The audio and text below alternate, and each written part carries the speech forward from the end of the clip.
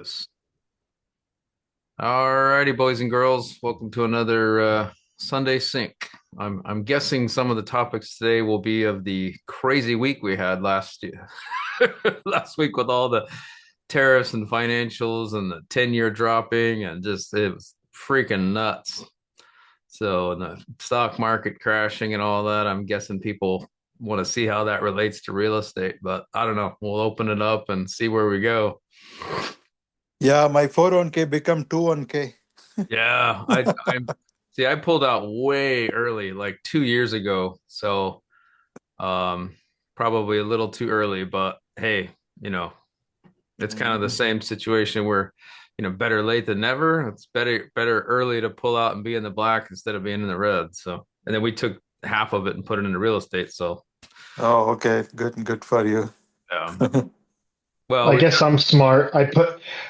What was it? Like at the beginning of March, I took all my funds in the stock market in my 401k into a money market in my 401k because, well, for me, it's just simple. This is a simple strategy that people can follow. If you believe in technicals, anytime the S&P 500 drops below the 200-day moving average, I put my 401k in the money market. And when it goes above, I put it back in the stocks. So based on what's happened recently, it's going to be staying in a money market for quite some time. yeah, I imagine. I don't And luckily, also, what was it? I also took Dan Bird's advice. Now, it's not a lot of money, but I put a very tiny amount, like 5-10% of my HSA into shorting the market. So I actually made a little bit of money. Most of most of my HSA doesn't is not invested just because I don't want to have a medical accident and then not have money in it to pay for it, but like 5 to 10%. So, and yeah, again, I'll stop shorting the market once we get back above the 200-day moving average. Yep. Yeah, that's a good way to go. I don't do stocks anymore because I just don't have the time. But yeah, good for you, man. That's awesome. I call it's the simplest way I can invest in stocks without getting too much in the weeds, below the 200, long, above long, below short. I think if anyone wants to dabble in the stock market, just with like an account they have to have, like I wouldn't put my own real estate investing money in the stock market, but the money locked away in my 401k and my HSA, keep it simple, above long, below short. Yep. Yep. How about you, Robbie? Are you in the stock market at all? No, I just buy index funds. Um, Oh, you that's know, in I, the stock market though. yeah, I don't buy individual stocks. Um, yeah, like 401k, I'm still working, so my company match and my contribution goes to 401k.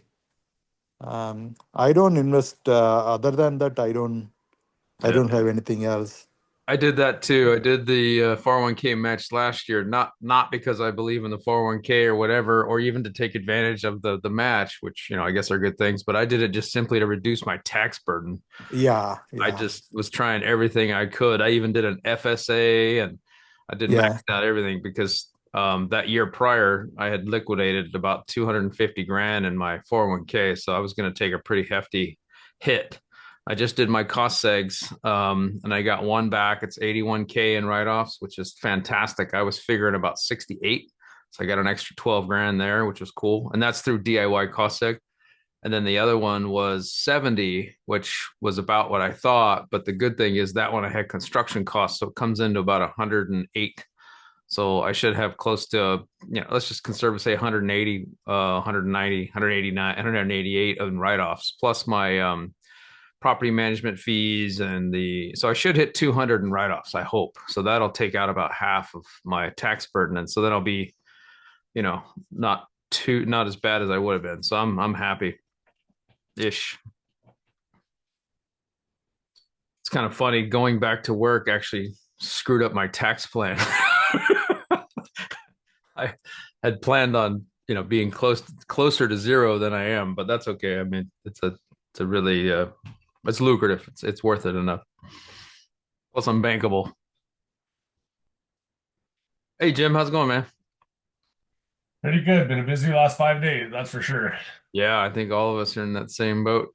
Well, I was at Cal OCHA summit in it's an outdoor glamping association summit for 3 days in Reno. Then I went down to Deal Champs. Yeah, Yeah, you Jim, did I too. saw you. I don't know if you recognized me or Yes, not, I Jim. do. Oh, Yeah, I remember you in the hallway.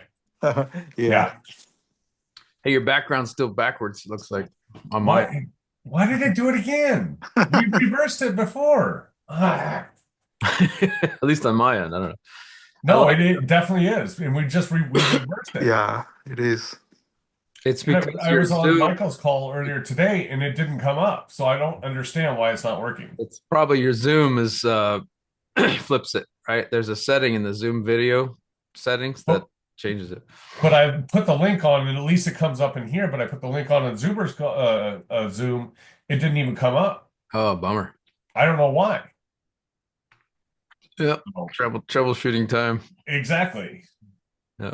We No, were that's what my son's for. I don't can't figure that crap out. there you go. Yeah, we were talking about the stock market and how everything's been crazy with tariffs and potential war and the whole freaking world has gone nuts and everything's. But it makes sense. I was watching some channels, some YouTube channels. I watch stock channels not because I invest in stock, but just to get a sense of what people are thinking, and just to I watch a lot of macro. And this one guy from Europe, I forget his name, but he's a big hedge fund manager. He said he pulled out and he's 100% in cash, kind of like Buffett and kind of like Mark Cuban and those guys. And he was saying from an outside the U.S. perspective, he's like everything's going crazy, and he said, with Trump claiming the tariffs, and he goes, he's not kidding, he's not messing around. And then he was quoting J.D. Vance when he went over to Europe at that summit and talked about, hey, maybe our values don't align. He said when he heard that, I think it was March 4th, he posted on Twitter, I'm pulling out. So he pulled out pretty, like a month ago, but it was the right call, and everybody called him crazy. And anyway, it's just to me, it's fascinating. It's just an interesting time to be alive, especially on top of all of that. The AI boom that's quietly happening under the surface that people aren't really talking about. A lot of the young kids that went to college to get these degrees are getting out and can't find jobs. So a lot of them that are the smart ones are getting into AI and they're doing amazing things with it. So I think there's this sort of undercurrent that nobody's talking about with AI. Yeah, AI is going to take some jobs away, but I think it's going to create a whole new industry, or there's a lot of pathways that are going to be developed in the AI space that it's going to be an interesting time. Next decade is going to be crazy. Yeah, both events all talk about AI, and there's definitely several things, and I love the presentation there because I made the comment at the OHA summit there when they started talking about it. My first thought goes to Skynet and Terminator. Yeah, yeah, That's my very first thought, and that's one of the guys brought that up. Is like, yeah. yeah, So, but yeah, there's definitely a place for it. It's going to be a massive amount of changes in the next couple of years. That's for sure. yeah, And yeah, navigating everything and all that. I mean, there'll be some changes to construction, but sorry, it can't replace a hammer right now. yeah, Eventually, it'll do that. The remote with robots and stuff like that, but you still have to have a truck bring it in. You still have to have boots on the ground to set that modular home down. yeah. Hey, So but everything, there's gonna be lots of changes in everything. Jim, you're in what, the California market, right? Correct. Are you seeing any I don't know if there's any deportations or anything yet, but if that happens, what are your thoughts on construction in general for labor? And then on top of that, I guess with the tariffs and everything and the cost, we're probably going to see a pretty big spike in construction costs. What do you think? I don't see any deportations happening, not in California at Okay, yeah, all. probably not in California. Yeah, Yeah, no, there's already a major battle between Trump and Newsom. yeah. I don't see that happening at all. Mm, okay. Yeah, Might be market dependent, market and state dependent. Like Yeah, here in New Hampshire, where the state is extremely white, it's like, that's probably not gonna happen. But California, it's like he said, politics, but Texas and Florida, that might be a problem. I'm going to jump back out and come back in and see if I can flip something because I want to test it. There you go.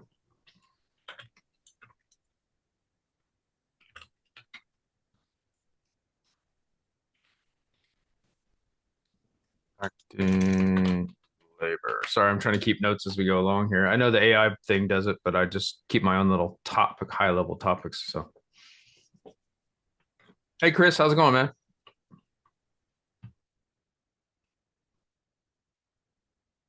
Oh, it looks like you were unmuted and you muted yourself.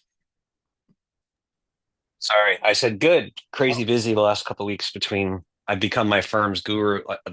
I become my firm's supply chain point person for the tariff response for all our clients. So Yeah, then a shit that's show. But and we finally on my other side we finally closed my last major commercial property. We finally got the lease signed last week after and it was like bought in COVID.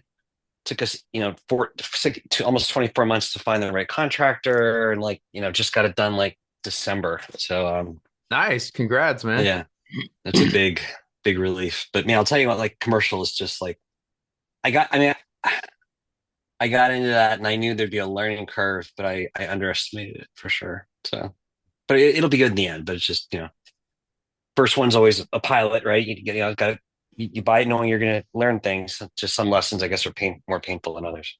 Yeah. But that's what we do. We learn from it and move on and get better and better as we go. So,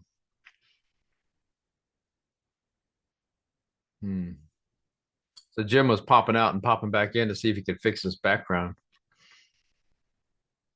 Oh, there he is. Okay. All right. Let's see what we got. Hey, it fixed it, man. Good job. Okay, perfect. Nice. Yeah, I like that too. What's the grumpy what? The Grumpy Contractor REI. Oh, okay, gotcha. That's cool, man. Is that the YouTube as well? It's going to be the YouTube. Oh, Yeah. nice. Okay. Yeah, Cool. that's on my YouTube, and I've got to try to get the Facebook and at the Instagram as well.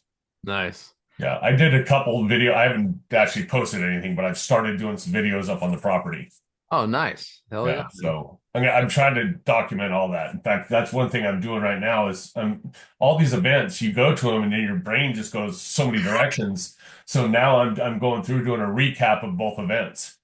So I have that, and then I'll go back to it when I have more bandwidth to research it. Yeah, man. That's crazy. This especially because you're doing a construction job, if you will. Sorry, you have two different sides of the house. You got your construction income earning, and then you got the events and real estate investing, and it's Yeah. a Well, lot. I'm in 7 different communities. Man, that's a lot. Yeah. So, but one of the biggest things I mean, it's only been since last July, and I've learned so much. There's so much relates to my other businesses, the businesses I want to start.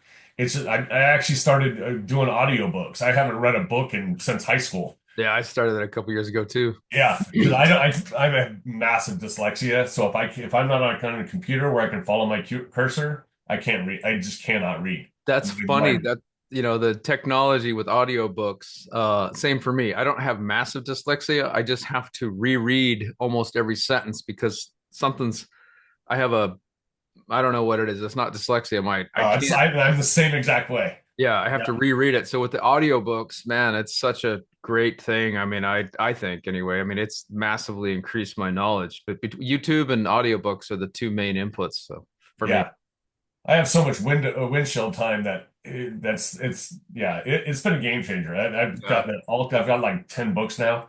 Like I said, it's since high school. yeah. Yeah, the one that I like to re-listen to is Tax-Free Wealth. Just like the first 9 or 10 chapters, not the ending, but for me it's just, and it's not even about the knowledge. It's about reinforcing. That's why I don't know about you guys, but the events like the ORAD event, I like to go to it to sort of reinvigorate my drive, if you will, to see other people. And then that's why I like the Skool community, because people post in there their wins and what they're doing, and it's just, for me, it energizes me. It's kind of cool. Yeah, it's motivation. Yeah, absolutely. Motivation, and people are doing it. Doing the work. As Zuber says, and it's just like if I was to not have these communities, I mean, I'd still have the drive, but it wouldn't be the same. I'd say it'd probably be about half. Well, it gives you more drive because you don't want to compare yourself to others, but you are in a way, and it gives you something else to strive for. Yeah, I guess I'm not comparing. I think it's just reinforcing that hey, other people are doing it and it's working. Because even though, so we've got what, three houses and just bought the fourth one last week, and I'm even on the fourth one, I'm scared to death. Yeah. And it's like it's the weirdest thing, but I just listen to other people. I'm like, it's gonna work, it's gonna work, it's gonna work. And just sort of push, push, push. Yeah, like last night we went to the VIP party at Jason's house, and it just the amount of people there, the amount of contacts I got, that right there was well worth it. It Oh, yeah, was just unreal. I bet. Yeah, it was really surprising. And now I'm going to do their boot camp too next Mhm. weekend. Nice, that's awesome. I want to do lumberjacks. I just time for me probably can't do that until hopefully he keeps doing it after December this year, but I can't do it till next year. I think he's doing one in fall, but I am not positive on that. Chris might know He better. said, yeah, He's he says he's thinking the fall, but I'll be honest, I would say if you can, Jared, I'd try and get this next one. I don't know if there's going to be many more. I mean, and worst case, look, worst case, I've been at all of them, or all except one. I can give you my login information. You can go watch the videos, or you could always join it, and then you can just catch up on the video stuff later. So I mean, you have some options, but Yeah, I it's was gonna, definitely worth being in if you can, though. yeah, I was gonna ask on one of the lumberjacks things if I could just pay for it and so there is videos. Okay, cool. So I can catch up with it later. yeah. If you, Chris, if you do the course, don't you have access to all that recorded stuff? I think I Robert may think so correct me. too. I No, think wait, the no boot camp wait, you have stuff? No. access to the course that you're in. So if you're in number one, you get access to video stuff in number one. Yeah. Not number if you like. I think I did one but not two, or vice versa. Like, so I have access to one but not the other. But the other thing is that I would tell you that, and it's gotten better, but like the frequency and thoroughness of updating the videos was never really great. It's gotten better. I don't know, Robert, you may have a better sense. Yeah. Yeah, it's definitely gotten better compared to the first boot camp. I didn't know Okay, there cool. was two courses. Oh, this is like round like five. Well, yeah, Yeah, this is round five. that's for the boot camp, but there's only Yeah. Right, one right. regular online course, Yeah, right? he only has one Yeah. regular course. He talked Okay. about a lead course, but I think that kind of has fallen by the wayside. Hmm. It better not have. I'm going to I bust his know, ass I on that. know. You and I That both, that's man. You and I both. well, that's Look like at that. He's a big dude. super essential for us. That's one thing at the first ORAT when I met Matt and Dion and all that. I met Dion before, so I knew he was shorter. When I first met Dion, I just for whatever reason I thought he was like a taller guy, and then I met him in person. He was like, oh, kind of shorter guy. And then being Army and he's Marine, I gotta give him the jarhead comments and mess with him Nice. a lot. And then when I met Lumberjack, I was like, holy crap, man, he's tall. Same thing with Frank. I didn't realize Frank was Contreras, old guy. Yeah. I didn't realize he was so damn tall, 6'4", man. And his wife says he's not 6'4", he's 6'3". That's because we shrank. But he's tall nonetheless. I was like, wow, it was cool meeting people in person. And then Zuber, man, that guy's got a lot of energy. Like I can't believe how much he runs around to those events and everything. Yeah, 'cause Yeah. he did Deal Chance, and before that he did Pineda's thing in Vegas. Yeah. Yeah, buddy. Well, it looks like we're a relatively small group today. A lot going on. Yeah, there's A lot of people are spring break-in and stuff like that. Yeah. Yeah, my hotel went up. My cost that was supposed to close on the second, and so I had to. I'm such a cheap ass guy. It's like this time I splurged and I stayed at La Quinta, and it was $75 a night, and that was the cheapest I could find. I stayed in Mesa, even though the house was in Gilbert because it was cheaper, and I'm trying to minimize my and I fly Frontier and stuff like that. Although this Nice. time I flew Alaska because we had I don't know, some deal or whatever. But yeah, so I get down there and it was like $75 a night for 3 nights. I'm like, okay, I can do that, right? Because I flew down for work and for the house. We shut down the entire Ocotillo site for Intel. And that never happens. So like the factories run 24/7, 365. So that was an absolute nightmare. This is being recorded, so I won't go into detail, but Yeah. it didn't go as planned, let's say. And so that was crazy. And so I'm glad it was a it was the what's the word? What's the statement I want to make? Blessing in disguise, right? Because I was supposed to close that day. Thank God we didn't, because it was just a disaster. And so I ended up closing 2 days later on Thursday, I think it was, and that worked out pretty good. So You're writing off all those expenses though, right? I'm writing up, yeah, my personal on the, yeah, for business, Yeah. yeah, for sure. But Hey, Jared, we'll have to talk shop sometime, but aren't there discussions underway about a fab versus a fabless part of Intel? And yeah, there's a hiccup with that though, with the 51% control, the government giving the 8 billion to Intel. okay. There's a little hiccup there, but this new CEO, man, he's not playing around. He's already mentioned efficiency about 9 times. So that basically in the tech world means layoffs. So it'll be Well, yeah, both the companies I deal with locally, Ferguson and Pace Supply, both layoffs, yeah. 5%. There's massive layoffs in tech going right now. IBM just laid off a bunch of people, and I mean a bunch. And Yeah, I I think know this is Amazon and Microsoft did too. yeah, Yeah, this is the beginning. all the companies are what I'm calling right sizing.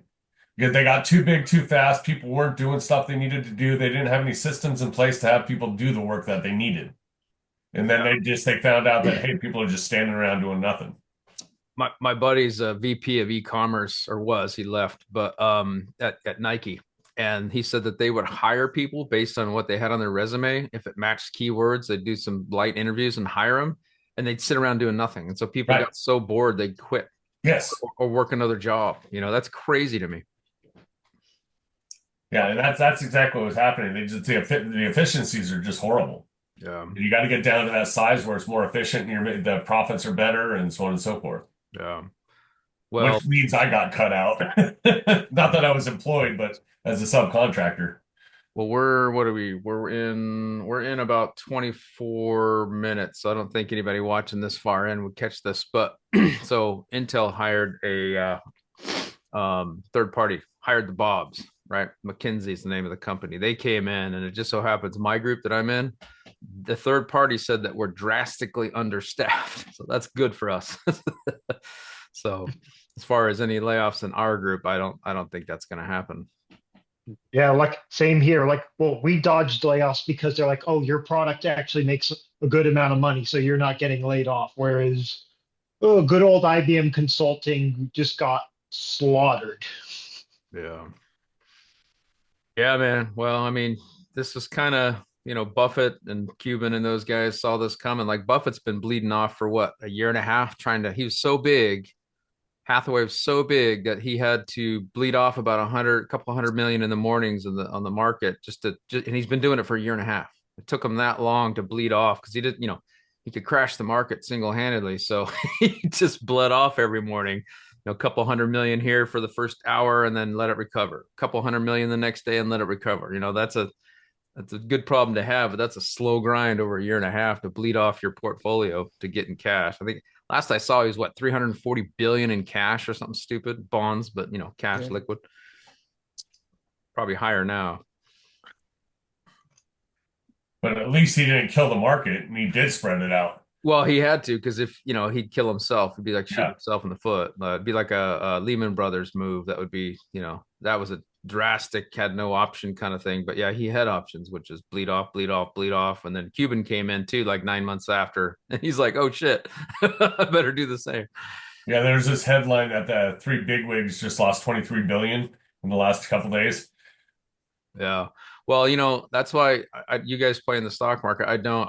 If you play a little I bit, don't. that's cool. Yeah, I don't either, because you don't want to mess with those 500-pound gorillas, man. Like they'll take advantage of the retail, right? Yeah. That's the there's I'm gonna say something here that's so controversial. You guys can be like, "Oh, you're a conspiracy theorist," but everybody, the pandemic and all that, right? Okay. Believe it or not, I mean, you can see the trend, right? For what, a decade, the Fed had no control because basically bouncing off the bottom of zero. So they want that higher for longer. So when they do bring it down, they have a little bit of control. So they're in, like, say, the 3% range. Okay. But how do you get there? Pandemic, spread money at everybody. Yay. Now you got control, cause inflation, bring it down. But the other benefit from that is what do the people do with that extra money? What went into the stock market? Well, guess what? The big boys, they needed that to happen so they could bleed off their because it's a slow grind. It's coming. It's just kicking the can down the road. So the big boys needed retail people in the market so they could bleed off their shares to the retail folks. Because let's face it, they're not as educated, right? So I'm just not knocking on it. That's a conspiracy theorist there, but the banksters and the big hedge funds, like they were probably happy to see that, right? Cool, all these retail buyers, let's bleed off to these suckers, right? And then we'll pull out, and then when everything goes to shit, we're good. So anyway, that's just my conspiracy theory. Well, it's a great conspiracy theory for me because, like I said, I got out in March. So Yep, good timing, man. Yeah, I've been out of the market. I've been out of the market for a month. So nice. I I don't regret my decision. I did pull out way too early, but I didn't have a baby. No, I'm just kidding. I I put it into real estate, and so for me, it worked out pretty good. Right, got me started. We're 4 properties now, 40 unit or 32 units, and hopefully the rest of this year, maybe 40, maybe 48, cruising up the stack there. So won't be too long. You're going to keep maximizing your W-2 and just keep buying as many properties you can before you retire, huh? I'm gonna try, man. But I Yeah. gotta tell you, this last week damn near killed me. It was brutal. Like it was just absolutely insane. I mean, I've been at the company a quarter of a century, and I've never gone through anything like this. It's just been back to back to back to back. I mean, just issues and systems. Oh, it's just absolutely crazy, man. So, Well, this year's going to be tough for anything. W-2 or self-employed. It's going to be tough. yeah, That's for sure. it's even possible that I might even pause for a bit because I don't know if I can. I'm going to bring this house up, but after I do this one, I'll have to see how it goes because doing W2 like so for me, those last 3 houses that I brought up, I did all of those when I wasn't employed, or at least I didn't have a W2, so it wasn't bad. Now trying to do a W2, bringing up a house out of state, and it's like 2 full-time Yeah. jobs, Yeah.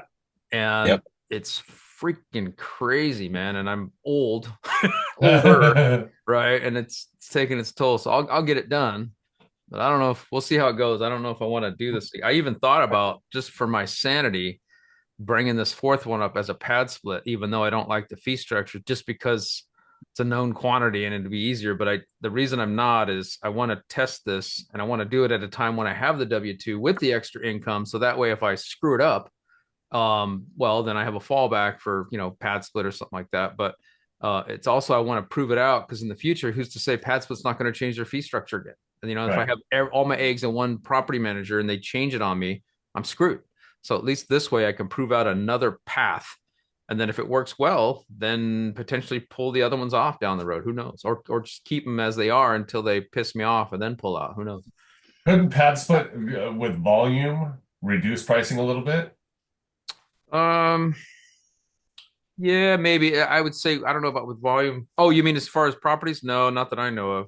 Okay. They did provide me once I hit the third house, they have a concierge, they have a free rep to help you with your marketing and properties and all that. But it's cool. It's fun to talk to the guy, but nothing huge.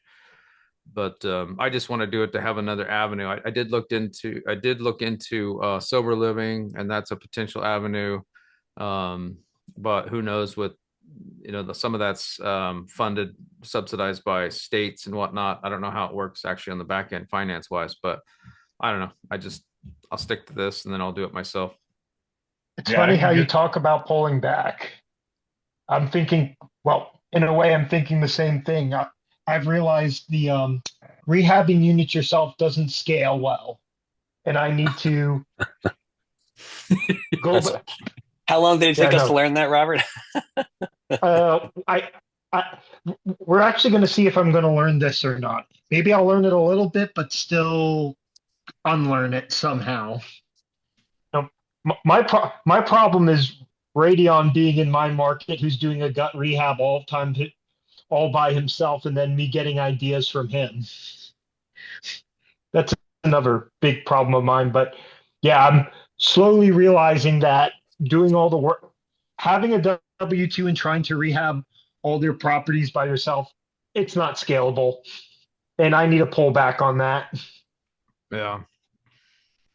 Yeah, once Yeah. I get my the 2 houses done, rented, Then I'm going to switch to Gary because that I'll just let them do their work. I'll fly in, check the construction out once I get that. So I won't have as much hands-on. I'll be over here doing my remodels. Because I thought I was going to be a little bit slower because of the change in that company. I am so freaking slammed right now with just remodels. I don't even know what's up right now. And it's causing me delays on that property, which sucks because now I got carry costs. So I was hoping to be fully demoed by now. Well, you're hitting the problem I'm hitting too. It's like I've been getting more responsibilities and raises at work. Good. But I'm also like trying to keep up, and then, things take longer than I expected, and suddenly my units are offline for longer than I thought. And then it's like, well, how much money am I really saving here now from the unit being offline? Yeah, and the other thing I'm having trouble with too, because if I do work on that property, I can't write it off. So if I sub it all out or my employees do it where I can write receipts, I can write every bit of it off. So I'm debating where how much work I actually do up on the property and how much work I do on my actual construction business. That's a great point, because you can't write your own labor off, but you can write someone else's labor. That's a Correct. great Yeah, that's a great point. unless my construction company was a corporation. If it was a corporation, then I could. No, it's just been, to me, I've been simply looking at it from the fact it's like, oh, if I like, oh, I don't know, like, do all the painting myself, that's like less labor for painter, and I'd have to hire more money in my pocket, not realizing like lost opportunity costs here. Like, Right. Dion's right. Time is valuable. Yeah. There, and I think it's more of I have to get out to a mode, because this all started more out of necessity, where, I did not have there have been points where I did not have the money to do rehabs myself. And it's like, shit, I got to do all this work myself because I Yep. can't afford to hire people. But now that I'm out of that zone, I really have to shift gears. I mean, he's a great guy, but I like to poke fun at Radeon. We're like 3 years into this gut rehab. He's had one building gutted for like 3 years. He's had one building, then he gutted another one of his building, which he's done nothing with for 1 year. It's like, how much lost opportunity cost is there for, like, just having all of those sitting around doing nothing? So I think there's a point that everyone should do work themselves, just like to understand how things are done and how to do things right. Because Yeah, I then agree. later on, you can like judge a contractor and say, hey, wait, I've done this before. What are you doing? And you can see like a complete like sloppy job. So to not get like completely ripped off. But yeah, Yeah. I think at a certain point you really should transition out. Yep. I agree with everything you just said, Robert. And for people that are out of state investors, they don't have a choice. So it Yeah. forces them to build systems in the beginning. So See, I would do the whole management part of it. So I would be scheduling everybody and everything else and on the contracting in because it's not going to last more than 2, 3 months. If it does, you're getting fired. I'm bringing somebody else in. yeah. I don't have that kind of time. And it shouldn't take that long. These are small houses. Yeah. Yeah, it's not like it's a 3,000 square foot house. These are 1,100 square foot houses. That should be turned in 2 months. I don't care if you're going down to stud. It should be done in turned in 2 months. Turn in 2 months, not 3 years. Yes, not 4 months, nothing else. Especially if you're in a weather area. If you're in a weather area, you better have a fire lit under you. That's for sure. Well, that's another problem. Like Radeon hit, it's like, oh, like my place is gutted right now, and I'm trying to like do like insulation and drywall, and oh, it's winter in New England, and I have no heat in this building. It's like oh, I can't work sometimes Yeah, because it's like Good luck it's doing like drywall. exactly. yeah. Yep.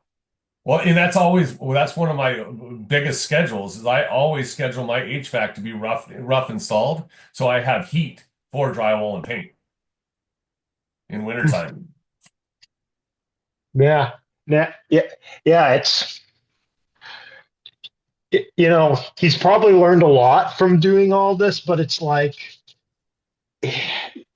man, I'd love him to just like share the numbers of like what he did.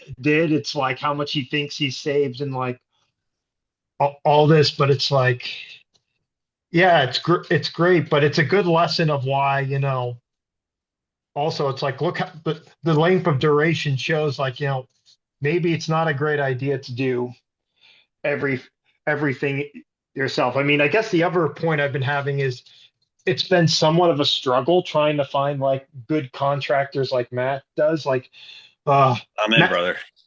I know. I feel like I'm always doing something wrong because Matt's like, look what I did this for. Look what I did this for. And I just like scratch my head. It's like, why is my cost always 50 or 100% more than his? Well, Robert, he's Because been in the game for volume, 2+ decades, and he's got, a lot volume. of Yep. pressure. Yeah. Right. So I get that. I'm just pointing out that's been a contributing factor to this. It's like, well, up to why I'm like been doing this. It's like, oh, I can't find the same price as he does. These people are charging X more, therefore I might as well do it myself. I've came to a compromise in a way. I know the contractors aren't going to do 100% of what I want, but if they can get 85, 90% there, what I do is I get like the bulk of it done, and then I come back through with handyman or other finishing touches, because that, I've got contractors that come in on time, on budget, which is great, right? That's a great point to be. But some of the details like trim and stuff like that suck. So I just let it go. And I know this is dumb. This is kind of like cash for keys to get people out. So I let it go. Then I come back in with my handyman to fix up the little stuff like that. And I'm happy. It's not the best, but it is what it is. Yeah, the market I'm in, I've actually called several subs and they don't call back. I, I I, would love to get some local workout I reached for out to sure. 4 contractors in the last Yeah, 2 weeks. I got one that called me back. yeah. One. And I just answered 3 texts. I try to at least answer people and say, hey, I can't do it right now. Yeah, that's a big thing for me, especially these days. I try to answer somebody's question. I've never used this guy, but I bought one of the houses that he did. And it's all good except for one of the rooms. There was maybe you can answer this, Jim. The sheetrock, it's a little wavy. You can't see it, but when we hung some pictures, there was like a gap behind the pictures. So my guess is the studs weren't great. Yes, so what has to happen is you either take a laser, take a string line, and they should have put the cardboard strips between the drywall. If they didn't take the drywall off, you're kind of stuck. You can fill it with hot muds and fill it in. That's just a ton of labor, though. Yeah, yeah. Yeah. It's So you're not. not going to change that unless you take the drywall down, because that's Yeah, exactly what it does. They put the studs in wrong, they shrink differently, something else. yeah. And usually you put furring strips on that, and then it evens it out. Okay. I did They, mention it they to him. Yeah, they used to do the lead-in braces where they had that diagonal brace going all the way down. That helped a lot of that. Hmm. Yeah. The shear walls will help that too, but they don't do that a lot anymore because the shear wall is all on the exterior. Yeah, these were additions to the house. Like I think we added 4 bedrooms in that house, so it was just kind of Yeah, flat. just attention wasn't paid to detail. Yeah. But I mean, other than that, the house looks great. I mean, you can't even tell. You wouldn't even be able to see it other than the pictures that we hung in the room. So, but whatever. Well, and if it's an addition, that might be where they added on too, and that just was a difference in where the wall was. They did. Yeah, it's all Yeah. additions. Like that's what I'm doing. Like the good thing is this house I just bought, it's already a 6'3". So I'm gonna make it an 8, 3.5, or maybe he's going to walk through tomorrow. And I'm gonna try to see if I can make the one pump room a full bath. Hey, I got a gross question to ask you, Jim. You ever dealt with sump pumps, like, when there's a basement? Now, are you talking inject or lift stations, Action or are you sewage Yeah. pumps talking? or Lift pumps, yeah. Yeah. It's below the They're street. basically just big old disposals. Yeah, That I have one here, but the one here, it's a big unit, and my guess is because of the cost, it probably has some kind of blades or chopper upper thing in the bottom of correct. Yep. it. This masticator? one, Yeah. Yep. yeah, this one I lifted, the lid's not even sealed or anything. I lifted up the lid, and all it is just a pump. So with Okay, now, was that designed for waste or was that designed for water coming in through the It's basement? water. So I Yeah. lifted it up, and it looks like just water. It doesn't look like waste, but there are toilets in the basement. So there's got to be. Are they So draining there? yeah. I would Open it up imagine and they'd make have sure to open it up, check the sink, check the shower, see if water's draining in. I'll bet you that is just a basement system to catch water from It, the really. basement. it could also, I'm wondering, it could also just be a gray water, not a black water. I've seen sometimes they'll cheap out on that. I don't know Yeah. if that matters. So let me ask this: there is a toilet downstairs. If that toilet gets used and there's waste in it, how would that get back up to the street level? Then that's the test. Go flush, open Yeah. that top up, flush it, put it in there, and then check that. If that is water is going from the toilet into that tank, you need to change that pump. Yeah. So Hey, hey, Jim, I was, but I mean, like what I've seen, not because we picked up a property that has six of these, including one that's 4 feet by 4 feet. And what I noticed is it's the blades aren't separate from the pump; they're kind of internal to the pump. So Yes, it's not like correct. you're going to see a separate cutting system and then a pumping system. It's just a pump, but the blades are hardier. They have more of an edge, so that not only Exactly. are they pumping the water, but they're also like breaking stuff down into small enough that it can pump it. So, but you can It's kind of an inverted you, pump yeah, and garbage disposal combo. yeah, correct. There you go. Yeah. That's what it is. I mean, but it's an easy solve. Take a dump in the toilet, flush yeah, it, Yeah. run over and see what happens. I was gonna say dye. I'll put some dye in the toilet, like green, to see if it shows up in the pump. Well, there's no Put a other hot tub water in going there, see down. what So if you happens. just flush the toilet, you'll know right away. Oh, that's Yeah. true. Yeah. Yeah. No, And then the I biggest, heard the pump kick on after I flushed the toilet, so I know and the Oh water. yeah, that's, then that's it. So that's a problem because if somebody drops a yes. big bomb in there, and then the reason I'm asking is because I want to add another half bath. So if I've got two toilets doing that, so Oh, be careful of that. You might have to add a bigger lift station. yeah, Tank. I think That is so. not, that one lift station is probably not going to handle two full bathrooms, Yeah, especially at the same time. yeah, and I'm adding. Especially if like somebody's showering and then their partner takes a dump all at the same Correct. time. Like, Yeah. Yep.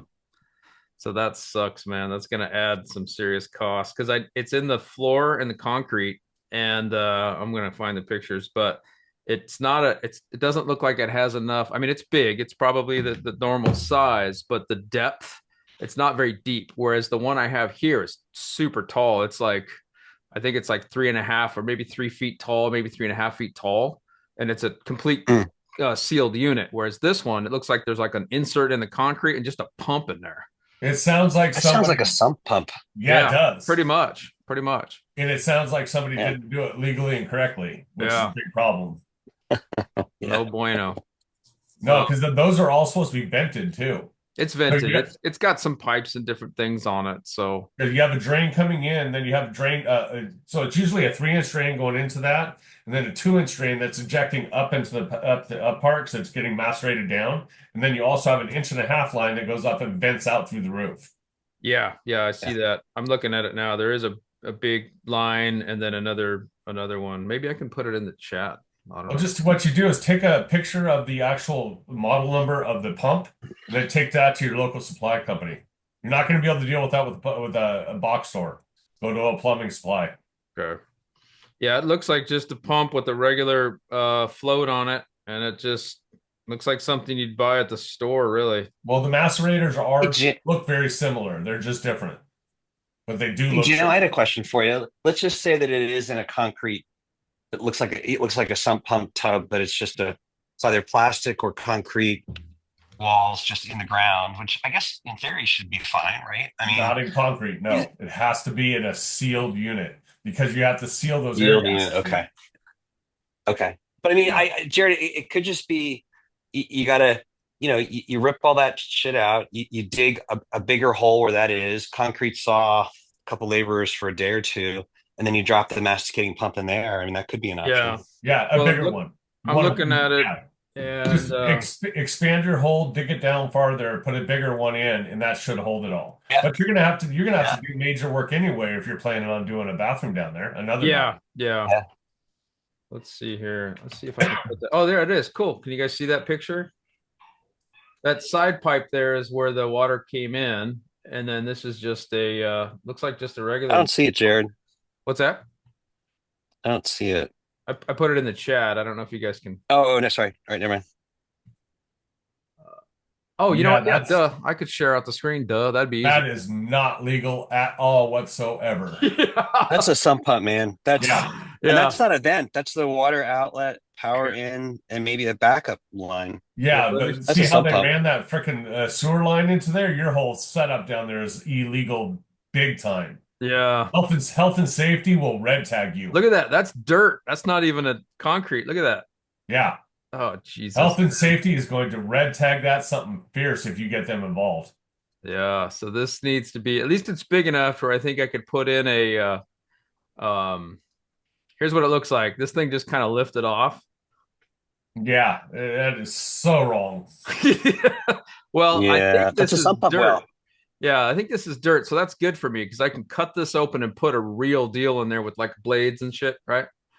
Yeah. But Okay. Jan, the only thing I'm wondering is if that was really collecting all the crap, I would have thought it would have stunk to high hell and you'd see residue in there. I And am like not convinced that this is that it is an actual thing. You're sure you're yeah, positive that the toilet's draining into here? Because I agree I, with I'm Chris. not positive. No, I think it was. I'd have to go Yeah, check I'll again. bet you yeah, check it this. out. I'll bet you that is a drain for the perimeter. Yeah, Really? the Well, I French, know like that when the things basement French drain kind of thing. Yeah, exactly. well, I Correct. do know that when you flush stuff, the pump kicks on. So there's water coming in there. Sorry, I'm trying to find the more If it's coming in from the bathroom, you got stuff to deal with big time. yeah, okay. Well, then there you go. That might change my I still have to deal with it. Oh, crap. I would definitely get a plumber in just to come in and take a look at it for Yeah. sure. But Well, Jared, I bet you 30 to 40% chance that's to Jim's point. That's not, I mean, you're hearing a pump, you're hearing something yeah. that, because I mean, not most sump pumps, if you started putting a lot of like toilet paper and Gonna toilet clog paper up. and Yeah. poop in there, you would have had a problem a long time ago and it would stink to high hell and you'd have a crap load of sewer flies and other stuff. So I don't think that's it. Okay. Well, Yeah, I so don't either think it your drain on the I'll give you a beer if I'm exterior, wrong. your drain. The other thing you can do too is if you have a plumber come out, they can come out and they can check the sewer lines and see how deep they are. Oh yeah. Because your sewer line might be really deep there. oh, well, that'd be interesting.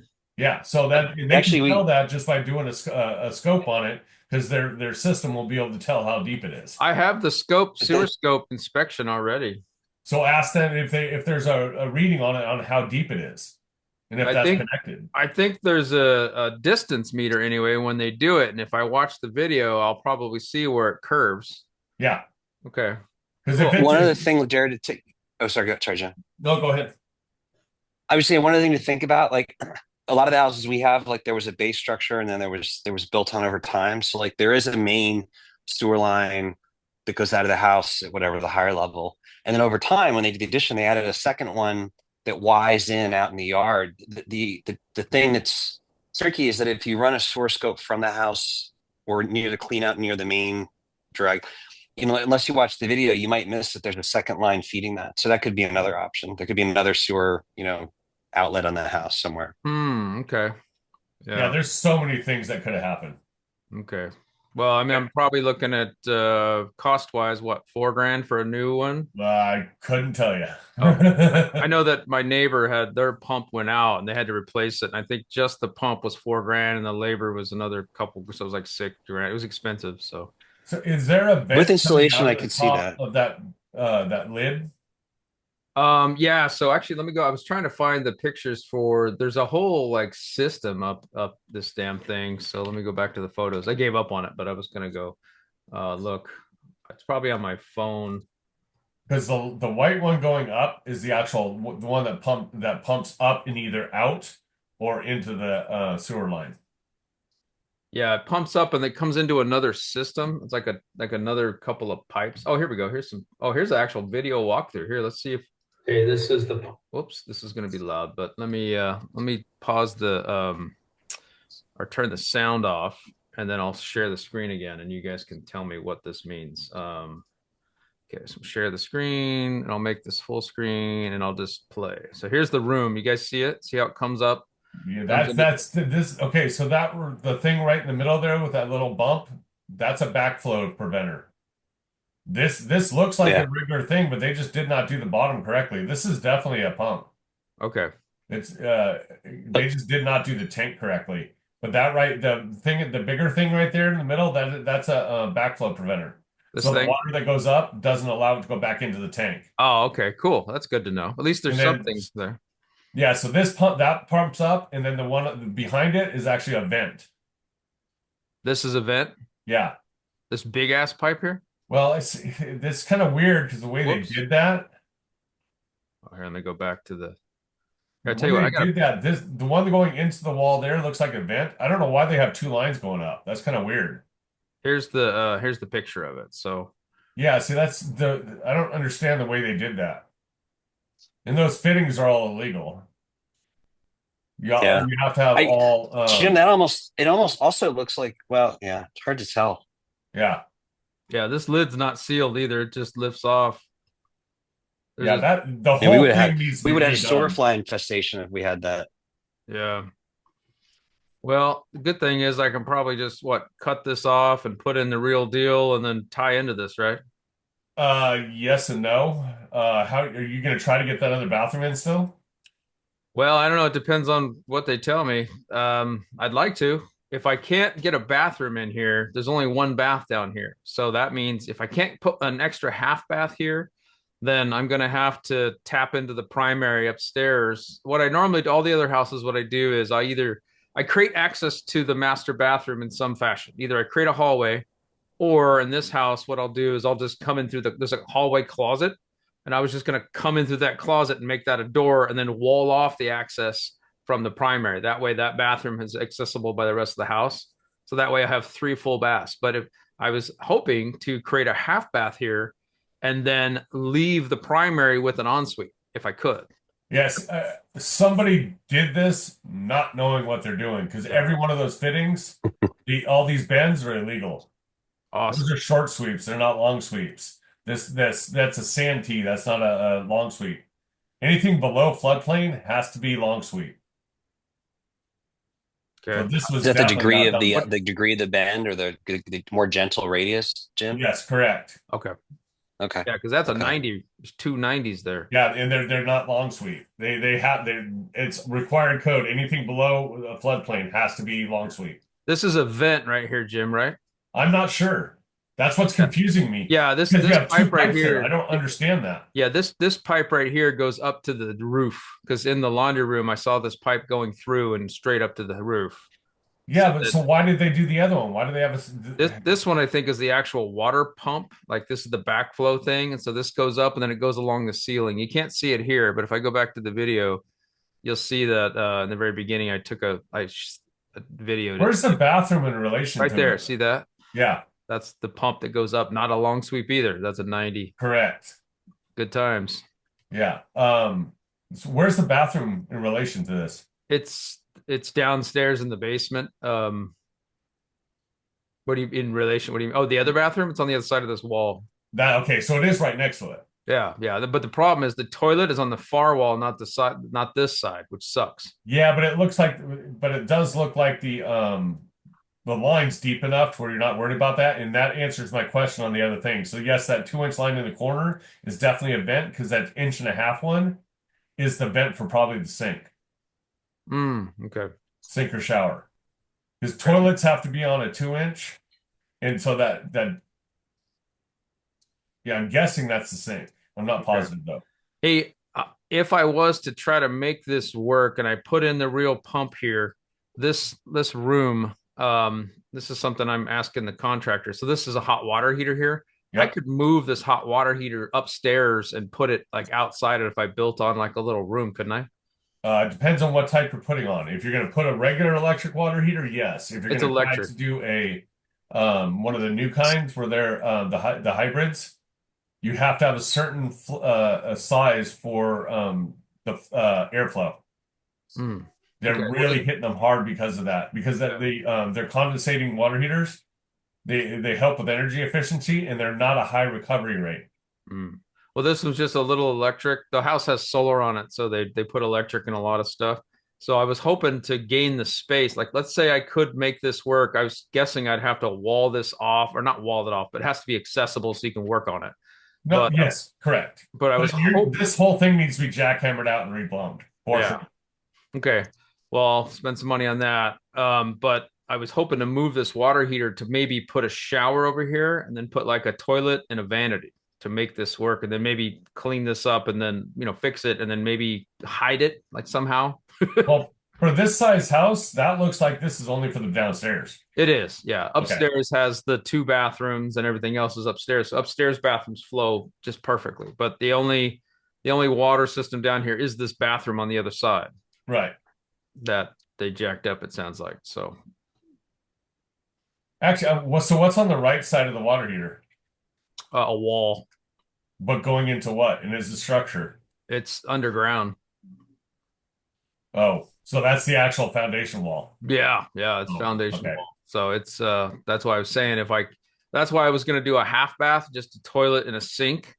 But if it's not too much trouble to move this hot water heater, I could probably get a shower in there too and move this somewhere else.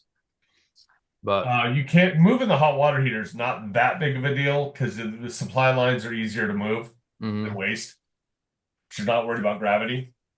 yeah, okay, So yes, it can be moved, but you're gonna have to remove the electrical. You're gonna have to move the plumbing too. yeah, yeah. Well, that's why cost wise, the guy quoted me 8 grand to do the half bath and 12 grand to do a full bath, which But that's not taking into account this whole mess. yep, exactly. This is a disaster. Yeah.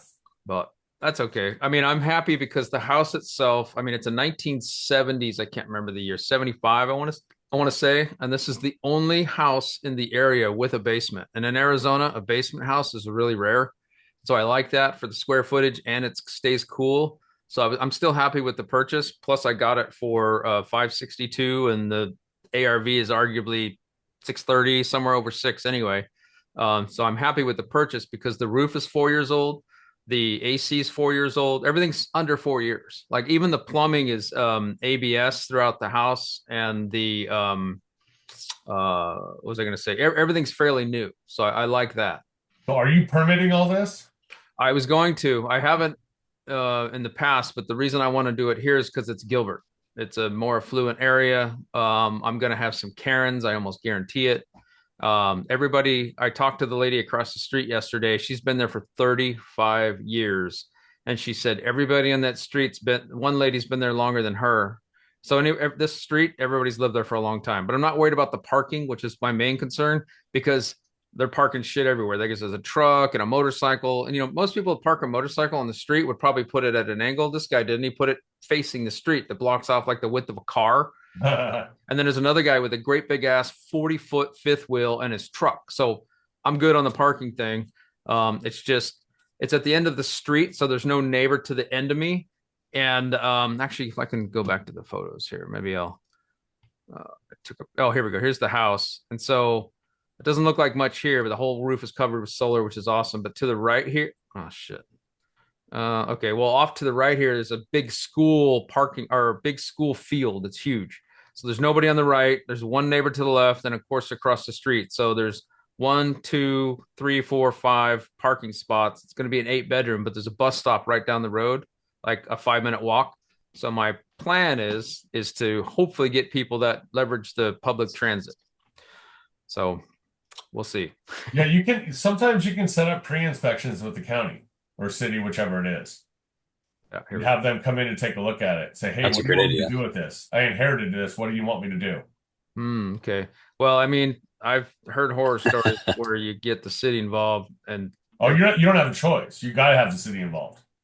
if I permit, right? Yeah, if you don't permit, your ARV is worthless What do you mean by that? because if you're adding a bathroom, that adds a ton of ARV. Yeah. So why wouldn't you spend a little bit extra money and do it right? Well, I want to do it right for sure, especially in this neighborhood. But if I didn't, I mean, if I permitted it, that means the city's aware of it, right?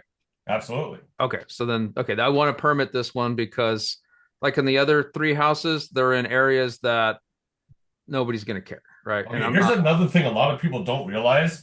Insurance companies can decline your thing for unpermitted work. If you Okay. do unpermitted work in that area and there's a flood, they're not going to insure you. They will decline it. Okay. So Hey, really Jim. take that into account with investment properties. Yeah. Hey, Jim, I was wondering, like out here in the East, like I've had a hell of a time with the permitting because like the inspectors, I guess most of the townships, the smaller townships have outsourced that to third parties and it's just they're slow, not responsive. But I wonder if you could hire one of those third parties, not through the township, so that you're kind of keeping it off their radar until you understand the size of the prize. Um, just to get a practical sense of what like, what would it really require to get it up to code for, this section of Arizona. I don't know Just if that makes get a sense to you. really good contractor that doesn't skate issues. Yeah. Okay. Just pay them for their time to give you recommendations. Then it's not under anybody's radar. But it can't be one of the guys that we're trying to use to turn a property. That's not going to work. You need somebody that really knows what they're doing.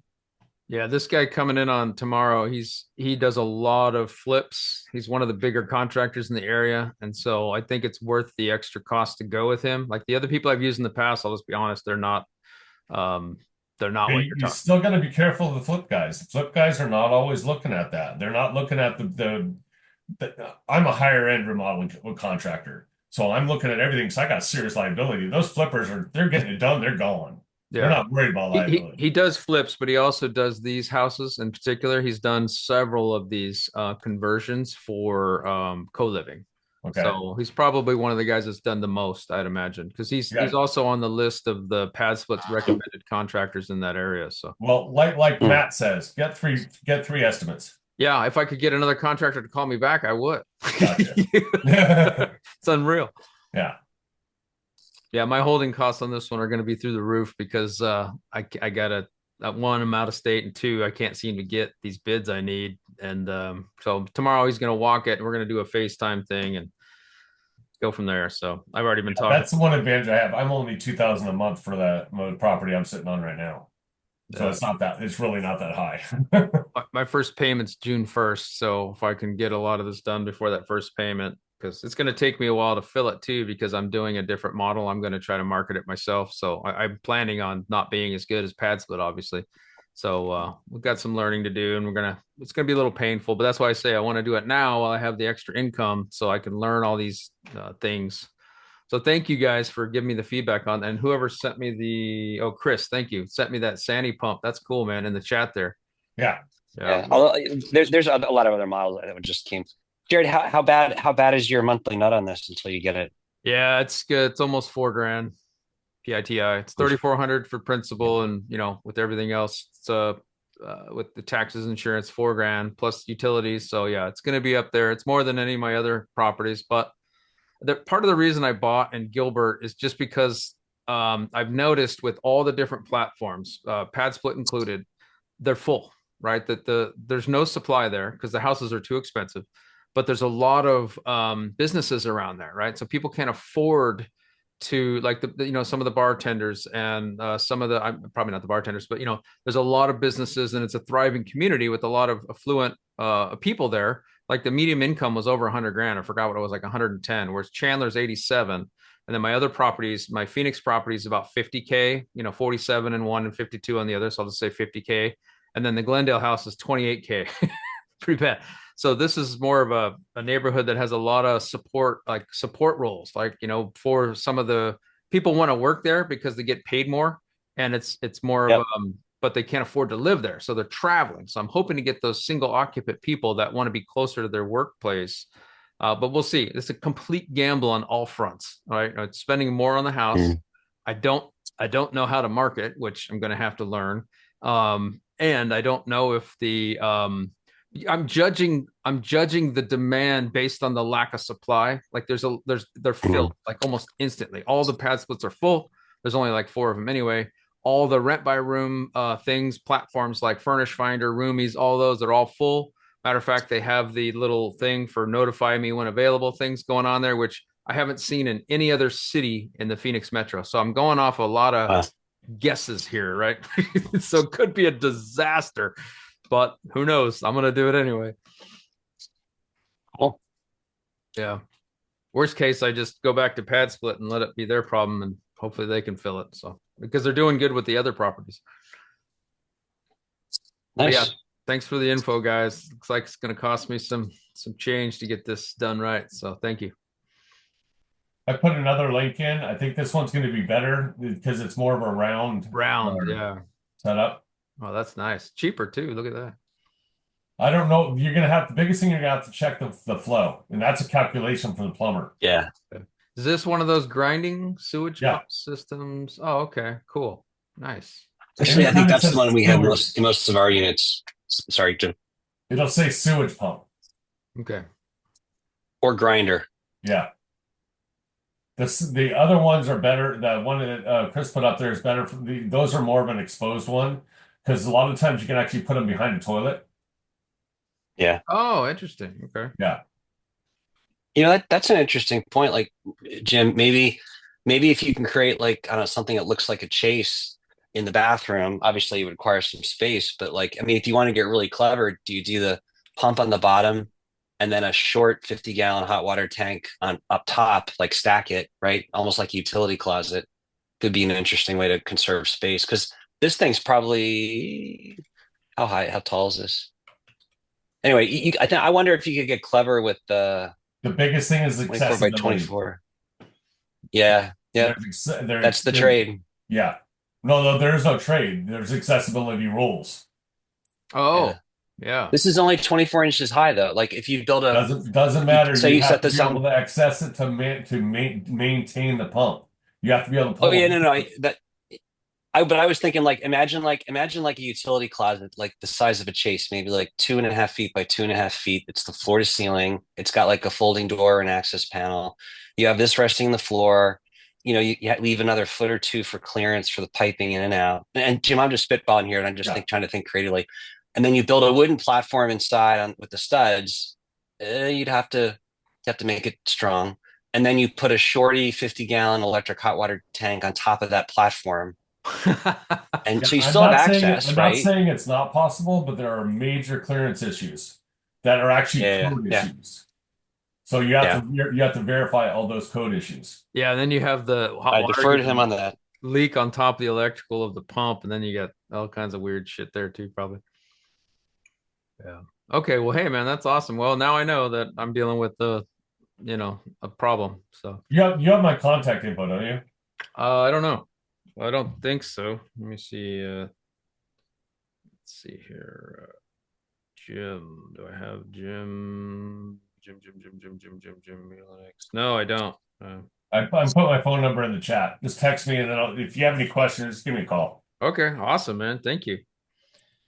Yeah, I'll see what this guy tells me tomorrow. I won't say it out loud because people on the video will hear your number, and that would not be good. Oh, whoops! I accidentally hit that call button. There we go. Oh, that's fine. That's me. Yeah, I'll put in. This is Jared. I'll just say Jared. Okay, there we go. Cool, awesome, guys. All right. But I don't want to suck up any more time. I tend to do that, don't I? I'm long-winded. well, the thing is, I'm sure everybody else has other kinds of questions. Lars, did you have any input on that? Your hand went up a few times. Yeah, I was walking to the gym, so like it connect, disconnect, but I was just raising my hand because after he was done, I was gonna say something, ask something, Go so for I it. wanted to wait till you're done. Go for Okay, it. yeah. So Friday was my last day at the bank I used to work for. Well, I guess I still technically work there because I have 2 week notice, but I got the job I've been wanting to get for a long time. So Nice. yeah, I'll be a commercial banking RM at a top 20 bank.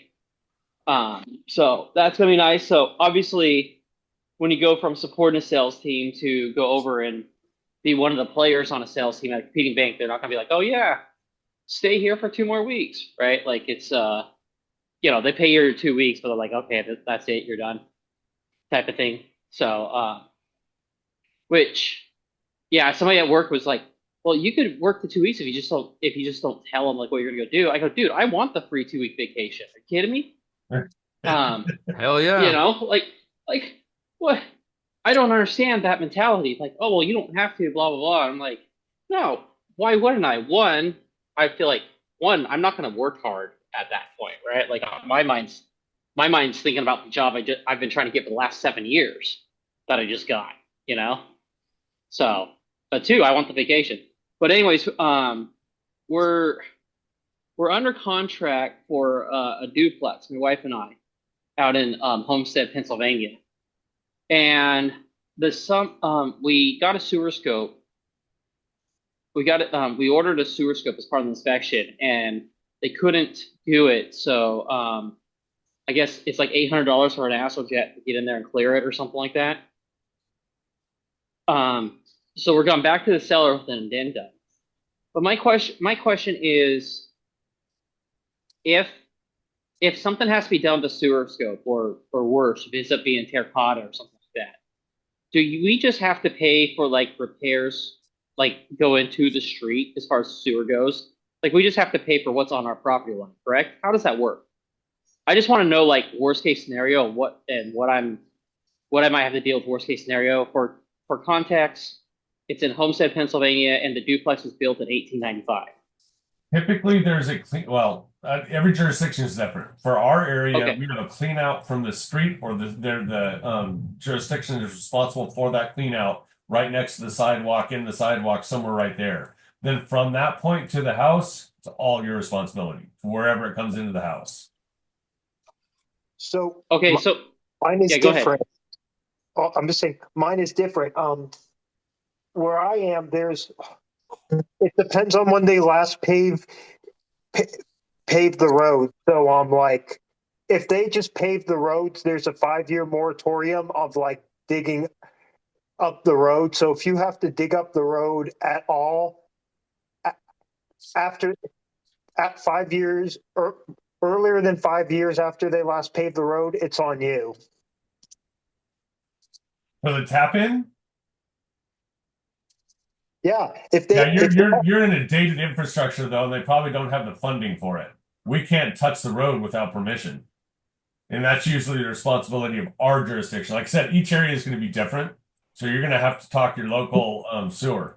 he's in Pittsburgh, so it might be more like where we are. Yeah, it's still going to depend on the area. How old is the home? The duplex was built in 1895.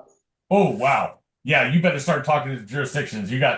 That's a really old. So I don't know how old, if they've updated the infrastructure or not in that area.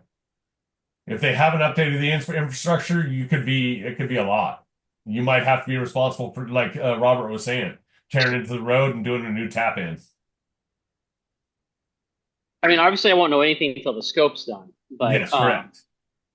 right, yeah. And So there's until all they kinds of pay, underground stuff they can do too. But if you have to get into true tap in, you're talking 10, 15 grand. got it. Okay. No, I was just wondering, like, what, I mean, hopefully, you would hope that it's been updated sometime in the last 40 years or something like that. But who knows, right? Yeah, exactly. Yeah, because it could be all clay Lars, pipe. It could be all clay pipe. It could be all kinds of other stuff. Yeah.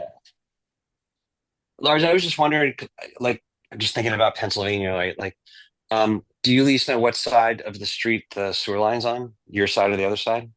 Or middle? I don't know, because obviously I wasn't. Yeah, that's okay. Yeah, But I like don't know. in Lancaster, which is kind of sort of like roughly similar vintage, like what I found is, I think to Jim's point, like somebody's probably replaced a little bit of the line out to the street, but where the most common failure point is, because the last two places we did were about like late 1890s, 1880s, 1890s, 1910s. It's this, what do they call it? It's got a funky name. It's basically like tar and wax paper. It's the junction where the spur comes out of the main line to your house. That's where we've seen the most common failures. They lasted ridiculously long, but most people didn't have to. They replaced like the section usually because it collapsed. It was cast iron or clay, and then that collapsed under the front yard or the driveway, and then. But we're at a point now where a lot of those connections are starting to go, is at least what we're seeing in like Lancaster. Absolutely. And then another problem too is when they do the scope, make sure they tell you what the depth is. Because once you get to a certain depth, you have to do shoring. And if you have to start doing shoring, that price goes skyrocket up. Jim, what is shoring? Shoring means if you get below, I think it's below 4 feet in my area, you get to a certain depth, you actually have to put walls on the actual trenches of the area to be able to make it Oh, so it wow. doesn't collapse. It's an Huh. OSHA thing. Oh, while you're constructing it, not you don't leave them in Yes. there, right? Yeah, when Oh, you're okay. as That you're that makes digging a it ton of down, sense. if you get once you get to a certain footage, you actually have to put walls and then beams that go Oh, across to shore it up so it doesn't cave in on you. cool. Interesting. Yeah, that one bit me before. Okay, so I mean, like I said, hopefully there's because we're buying it from a corporation, and I don't know how long they've owned it, but we went back to them and be like, got an addendum or whatever, and like, hey, you guys need to clear this out Are so we you get the close scope on done. it or just under contract? No, we're under contract. You definitely get that scope done for sure. Yeah, Yeah. no, that's we went back to him with an addendum and be like, and Oh, I he think just the sellers. rooms. He owns 3 houses in Phoenix area and 1 in whatever. What? Hey Jared, how's your new purchase? Oh, good, but there was a conversation going on right now. Oh, sorry about that. So with the obviously, so we went back to him and we're like, hey, we need you to, because it's like $800, whatever. We're like, hey, you guys need to clear this out so we can finish doing the sewer scope. And the seller's agent seems to be fairly understanding, and I guess he told my agent that you know that he told the company that hey, this kind of needs to be done, right? So I guess we'll see what all happens and what all because I guess the maximum for credits and whatnot is 3%, and Yep. on a duplex is $130,000. That's not a lot, right? Right. If you get into a really big repair. So we'll see. I guess we'll see where it goes. I really want the duplex, but Hey, Lars, I just had this yeah. where I put my offer in with the 3%, and we got another $5,000 on top of it, and we took the $5,000 and applied it to the purchase price.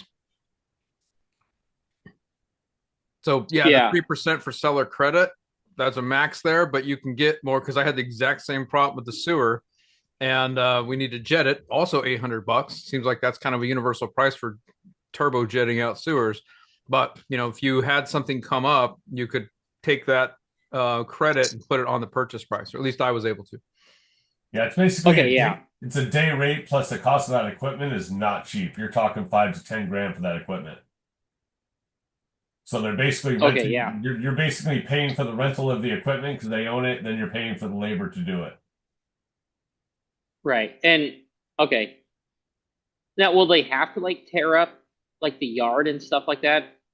There are so many ways that can be done. Okay. So I don't have an answer to that. It depends on if there's a bad tap in or not. If the tap in's bad, like Chris was talking about, you're digging up. If it's not a bad tap in and you have to just daylight one area and another area, there's potential that they can do. I'm drawing a blank. They can drill it, or sometimes they can actually do a lining on it. There's so many. Yeah, I was going to ways ask you, to Jim, do have it. you ever done the linings? I have I've not. heard of them. I've never seen it. Yeah, I have not done it. I always tear it out and put new in. Oh, it depends. The problem is it's so old, it could have been replaced. I can't imagine it have not been replaced being that old. Right. But then, Well, that's what yeah, I was thinking too. what's blocking it though, right? Yeah. Yeah. And So Did they say what was blocking it? Was it dirt? Was it tree roots? Was it? I'd have to go back and see what it said. It just said Astrojet, $800 for the quote. I'd have to go back to the inspection and see what it said that.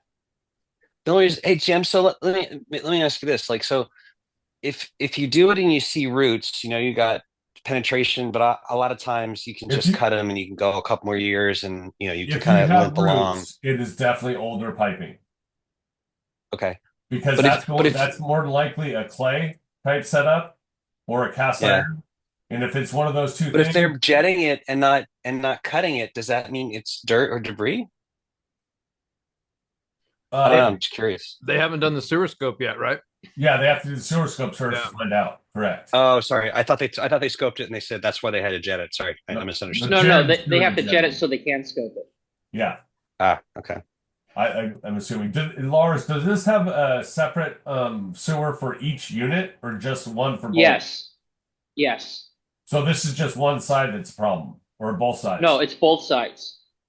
Okay, because sometimes what happened with these, they had one a line going out for each unit, but then they did tie them in before the tap in, and that's a big time where they used to block them.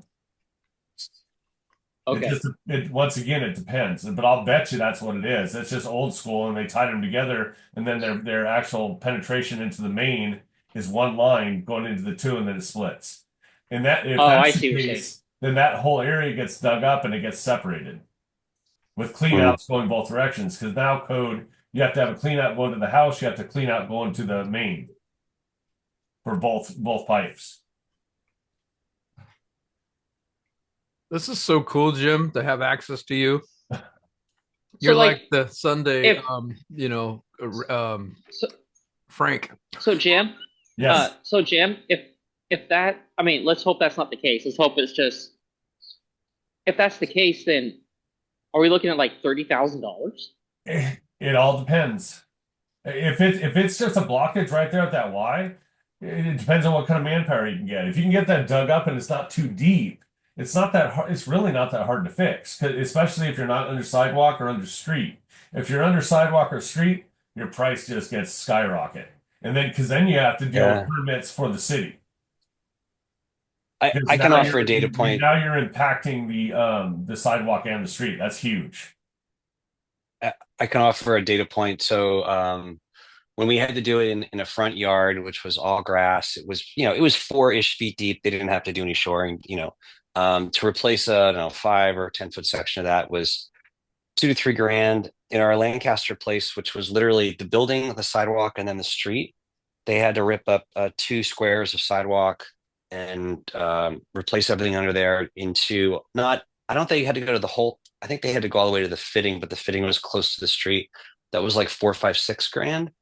Um, when this built the duplex we were looking at turning it into a 3 or 4 unit. Unfortunately, in my area, that triggers a sprinkler law, and they were saying just to cut across the road, because I would have had to gone there to get the water main.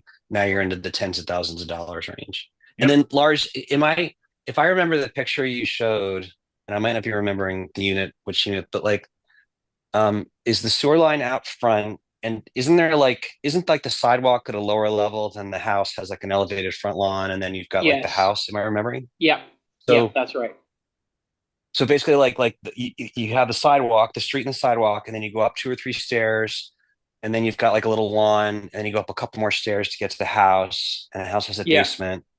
So the risk you have is that, um, it could be really deep. It could go under your stairs, or it could go under the sidewalk. That's probably potentially the biggest expense risk. But yeah, definitely find out all this stuff before you close or your inspection period. Yeah. Yeah, check and see if there's cleanouts right by the house too, because typically you have cleanouts at the street and you also have a cleanout at the house. At least you should. Oh, that's a great. And Jim, I don't know if you guys had this out west, but like in Lancaster, they actually had elbows or not traps. They actually had traps like where it left the building. Like there's two little like 4-inch circular grates out in the street that's actually the top of like an undersink elbow that for the house. The They're only time I've generally seen like when traps they like that is in areas that the drain water system for the streets is part of the sewer system. And that's exactly, it used to be that way in a lot of the Pennsylvania cities. They've since unwound it, Yeah, and then when they replace the lining, they get rid of the elbow, but there's correct. still a lot of legacy stuff. But I think they'll also, that kind of counts as a trap for clean out, going back to one of the two directions, I think. So Yeah, anytime you have a T cleanout, those need to be changed because those are notorious for getting blocked. So you have one what's called a combo go in one direction and a combo go in the other direction because then you don't get trapped debris. mm, mm. Cool. Fun with plumbing. Awesome. I was gonna say this is one shitty conversation. Oh gosh, that's bad. Couldn't Hey, help it, man. Couldn't so help it. Jared, what I'll do is I'm gonna when I get home, I'm kind of getting ready to go to the gym, but when I get home, I'll look and see what the inspection was, and I may just get Jim's number from you or email from you, and just text or email him, and just if there's anything other than it's blocked, we need to ask for chat. I don't remember exactly what the wording was, so I'll have to go back to that to see and just kind of get his opinion on it, because we are obviously extending the inspection period, but and I bought it for cheap. It's pretty cheap. Like we're on a contract for 132. It was so funny. The negotiation was hilarious. At least to me, it was because it was listed for 130. We put an offer at 132, and they came back and say, yeah, we accept, but we only want to pay. And this is so funny to me. We only want to pay 2.5% of the commission. Now, on $1 million or $500,000, that's a lot of money. 132K. I'm like, okay, fine, I'll pay the $600. I don't care, right? So, like, you know what I mean? Like, and we're looking at least $900 per unit for rent. So we're looking at $1,800 for rent. So, there's a good yield built in there. Yeah. But obviously, something like this could, it's not a $1,000 or $2,000 thing. It's something that could that could legitimately My question eat in would for a be, while. why were they selling? Here's the biggest thing. You have massive negotiation power because you're under contract. Yeah. You're going to have to disclose everything that's going on now. So if you decide not to do it, they have to put that disclosure and for the next person to look at it. So they're going to have to take a reduction no matter what. They're supposed to. Yeah. Oh, they're not going to have a choice. They're not going to be able to sell it. Well, I mean, they're supposed to, but I've seen where they don't disclose it. Oh, no, it's required by law. True. It's required by law. I also know that there's a speed limit. There's a speed limit of 55 miles an hour, and I do 70 usually on the. You've even heard how Matt gets around that. He does an inspection. He gets one. I remember saying this, right. Robert, like he didn't like that. He thought the outcome was bullshit. So he got another inspector that he trusted, and that's the inspection report he would use. Right. Right. So I agree with, I think I know you're saying, Jim, but I've seen people skirt that too many times. But hey, Lars, the only thing I was going to say is when they inspect it, hopefully it's a company that will do both, that either you should find out if they'll be able to give you a cost to repair if they do it, or if they have a company, and if not, have them bring or have somebody come. And then when they tell you, oh, well, like, let's just say, for example, hey, it's a little collapsed, here, we're starting to see some breakage and some, infiltration. And they may say, oh, well, we could dig it up and we could replace just that, piece. The question be like, hey, but did you scope it all the way out to the street, or does that just, or you can't get past it? So basically I'm saying, and then I ask them, well, look, in case it's still bad after that, like what would it cost to replace the whole thing? And that I would, like get a better negotiation number, even if you may not necessarily need it, because I've seen it where like they'll scope it as far as they can. They'll say, hey, we can't go any further. We got to dig it up. But then you're still stuck with a potential, for lack of a better word, surprise. They get down there and they fix that, and they find there's another one 3 feet later, and now you're under the sidewalk and yada, yada, yada. So I would give them a price like, well, to fix what you found, but if you couldn't go further, and if there's still some areas you haven't seen, give me a price what it would cost to replace the whole thing all the way to the main.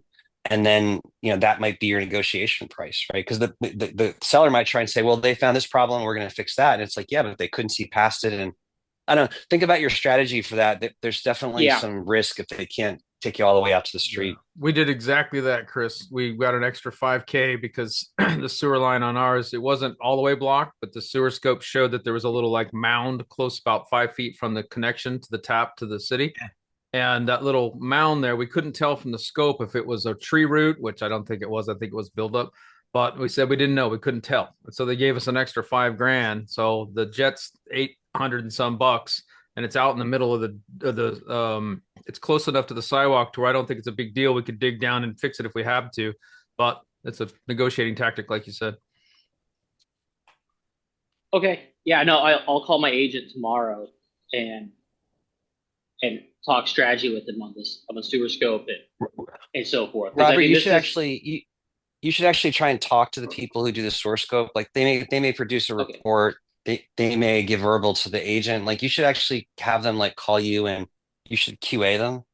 Oh Or not yeah, I QA. do have the You should inspection. quiz Yeah, them. I need to Yeah. find out if Yeah. I need to find out if it's the guy who's doing the inspection doing the sewer scope or if it's somebody else. So Yeah. And most of these yeah. guys, they'll give you like my companies will give me pictures and in most cases a video. So I can kind of look through it and we'll get on the phone and we'll walk through it together and like, okay, like here's what I see this is this, and this is this. And so Yeah, I get video on all mine. I don't. That's what they do in Arizona, yeah. and that's multiple inspectors. They all do videos. So I don't know if that's because the competition doesn't. They have to or what. But yeah. Yeah. Yeah, I put my email in the chat too. I don't have any problem with somebody contacting me, sending me an email to look at something at all. Cool. Thanks, Jim. That's awesome, man. Really appreciate that. Well, I'm getting a lot of help from others, so I'm just paying it forward. I'm gonna send you a test email real quick, just so you have mine. Cool. So, Chris, how was the rest of Matt's course? I was at Deal Champs and so I couldn't stay for the rest of it. It's good. I feel like we're on Gen 3. Like what I'm finding is there's like a pattern. Like every second or third class, like most of the class turns over. And so you go from people who start at a certain level of experience and they gradually get smarter and smarter. And then by the second or third class, I think okay, we got it. And so like now I think we've got a lot of new people that I don't think were on previous ones. Like Robert, I think you and I are like the only old timers, right? And so we're kind of back at more foundational questions, but I mean, it's still good. And the thing that's nice is, well, obviously they do Q&A. I will say, if for no other reason, if you're doing a lot of renovations, and if you're in a part of the country that Matt's cabinet provider services, it's worth joining the course just to get access to that because that'll save me potentially $1,000 to $2,000 a kitchen for and most of my places are like smaller 1 or 2 bedrooms. So bigger places would save more money, but the thing I like, the other thing I like is that he does walk you through his deals, and there's a lot of stuff he kind of censors and doesn't put on his Thursday night calls. He doesn't. Right. Yeah. Well, so I won't go into detail here, but there's things you get a much more candid perspective of kind of do's and don'ts, and you get a little bit more insight into some, and I actually find that pretty helpful. I don't know that I'm learning a ton more about the property management 101, 201, or even like the 301 stuff, but I'm kind of rounding out my understanding on a lot of the deal geometries, particularly, as he's getting into more complex and bigger stuff, which is kind of the trajectory I'm going. So I don't know, Robert, what your thought is. I mean, every time it's something different, and you're right. It all depends on the crowd. You're right. This time there's been a lot more fundamental questions, but every boot camp session, I feel like he'll drop Oh, good. he'll just drop that like one couple of things that like he never mentioned before. That's just absolute gold. Like what was it last night? I was talking with Matt about like just like any way I possibly can to like advertise to students, and we came up with a bunch of like creative ideas that and like Chris is right, I won't go into details, but there is stuff in there he would never say in his first night lives. Yeah, same thing with Dion and his stuff. Yeah. Yeah. Any information is always helpful. That's for sure. Whether you use it or not, at least it's there. But that's just it. You might Right. use it 2, 3, 4, 5 years from now. You never Exactly. Correct. I think the biggest thing that helped me from Matt was actually last boot camp when he really introduced the idea of dormering buildings to us, because maybe just me personally, like that's going to help my ass big time of like turning one of my units from 2 into 4. And it's like, it's something I've never thought about before, but then Matt like did like a whole walkthrough of like how he's dorming a video and all like the science behind that, and it just helped me out greatly. Do we have to pay for it if we go to another boot camp? Is that another fee, or is it just if he has Yep, room? yep. Pay for each It's round. I'm sorry, each round. I didn't I catch think, that. yeah, every round. I Yes. think Yes. Okay, gotcha. I've paid Matt like $4,000 at this point. That's okay. I got 12 grand in all this between all the 7 different communities I'm in. I had 15 in only 2 communities, so there you go.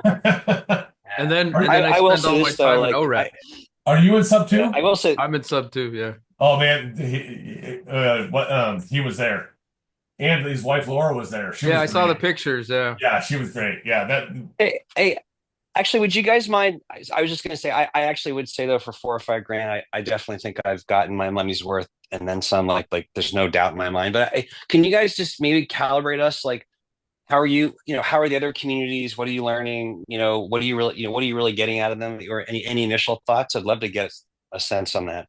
do you want to go first, Jared, or do you want me to? Mine's probably not positive. So let's start. I'll start with mine, then you give probably a positive. So I joined, and I don't regret it because they're big communities and I learn a lot from them, just like you were saying. But I could have probably, well, I don't know. It's hard to quantify. For the real estate side, I haven't used the creative side much, if at all. I haven't closed a deal creatively, other than a seller, not a seller finance, but other than off market deals. My most creative thing. Everything else has been off the MLS. But the community and the pressure behind, not pressure, the having the people to bounce stuff off, the networking, learning things. And I was doing private money lending, and I've kind of slowed down on that. And I was in the Gator community, so it's real estate, but it's on the lending side. And then the sub 2 stuff, I joined it, and I think my biggest positive from that is simply because I got on Pace's YouTube channel because of that, and it blew up my channel, so to not blew it up, but got to 1,000 subscribers, and the networking from that has been worth it. But as far as like the real estate direct, if you were to go into that and you were doing creative, which you should do, I'm just not doing it because I'm busy with work and all that.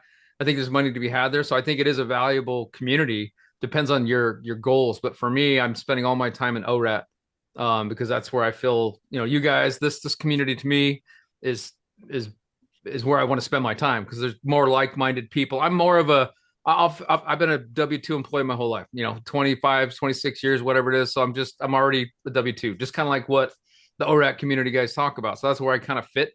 So, but I would say it depends on the person, and I think it's valuable.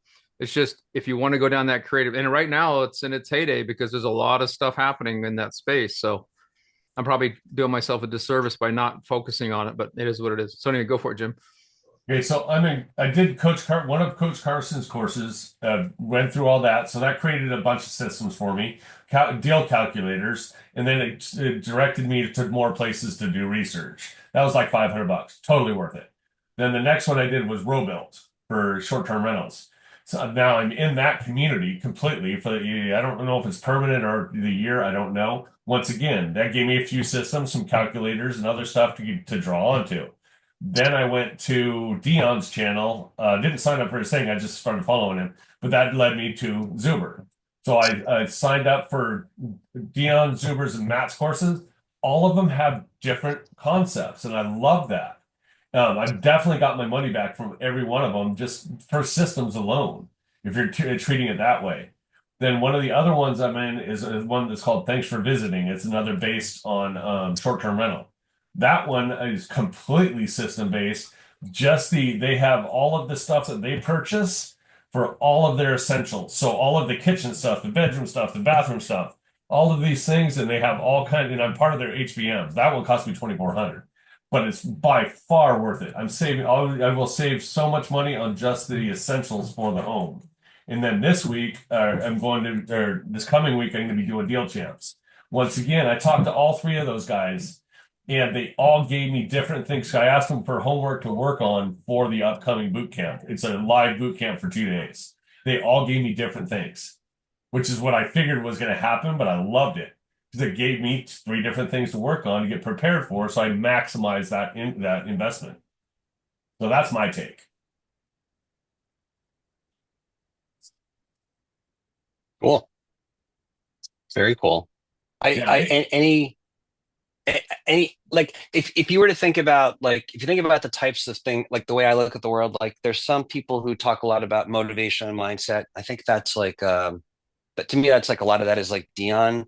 There's obviously like people who talk about like the care and feeding of your portfolio, like the maintenance, and like I think Matt's to me I haven't seen anybody better than him on that.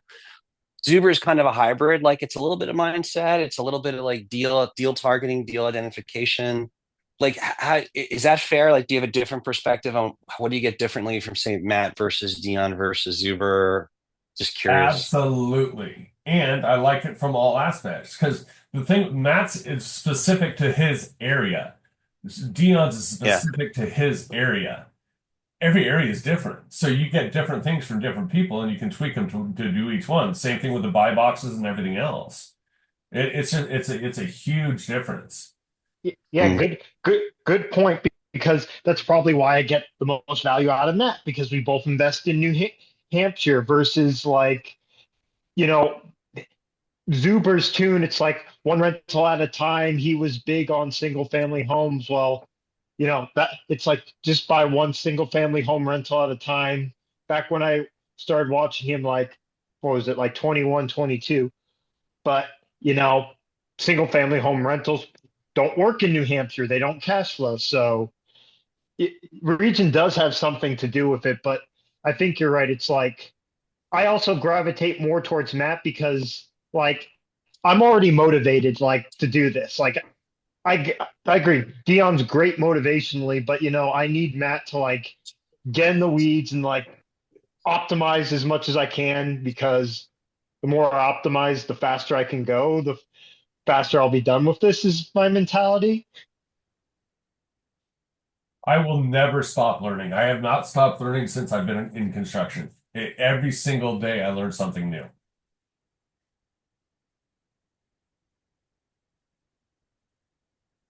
Oh, Cool. you're talking about time too. Because I'm a self-employed, so I take this. I've been working all morning in the office. Well, right after this, I'm going to plumb a bathroom, so I can move my Oh wow. time around to make this stuff of work. So everyone always asking me, where do you get the time to do that? Well, I just take that hour off that chunk, then I go back and do what I need to do. But I'm also a workaholic. We appreciate you being here, Jim, for sure. I know I do. Yeah, no, I try to hit all the Yeah. channels because every school group is different. I don't know if you've been to all of them. Yeah, I've been to a few, All not all of different. them. Yeah. And I Yeah. like that. And I like that diversification. Yeah, Frank goes forever, man. They go for hours on end. Yeah, it's usually it's usually 2 hours at least. Yeah. Yeah. And at some point I might talk to Frank and try to do another school thing where it's just construction related questions. That's a good idea, man. Yeah. So I'm gonna talk You'd to have a Frank lot about of that. interest Maybe in get that. Ryan involved in that too. Hell yeah. Yeah. So I'll talk to all three of them and see if we can do something like that. Because there's a lot of people that have questions, and I don't have a problem with that. Now, trying to figure out the time for it's going to be another story. Well, hell, why Hey, don't you maybe inject it one in other. here? Go ahead. I was just gonna say we could inject it in here and make it a regular agenda item. Absolutely.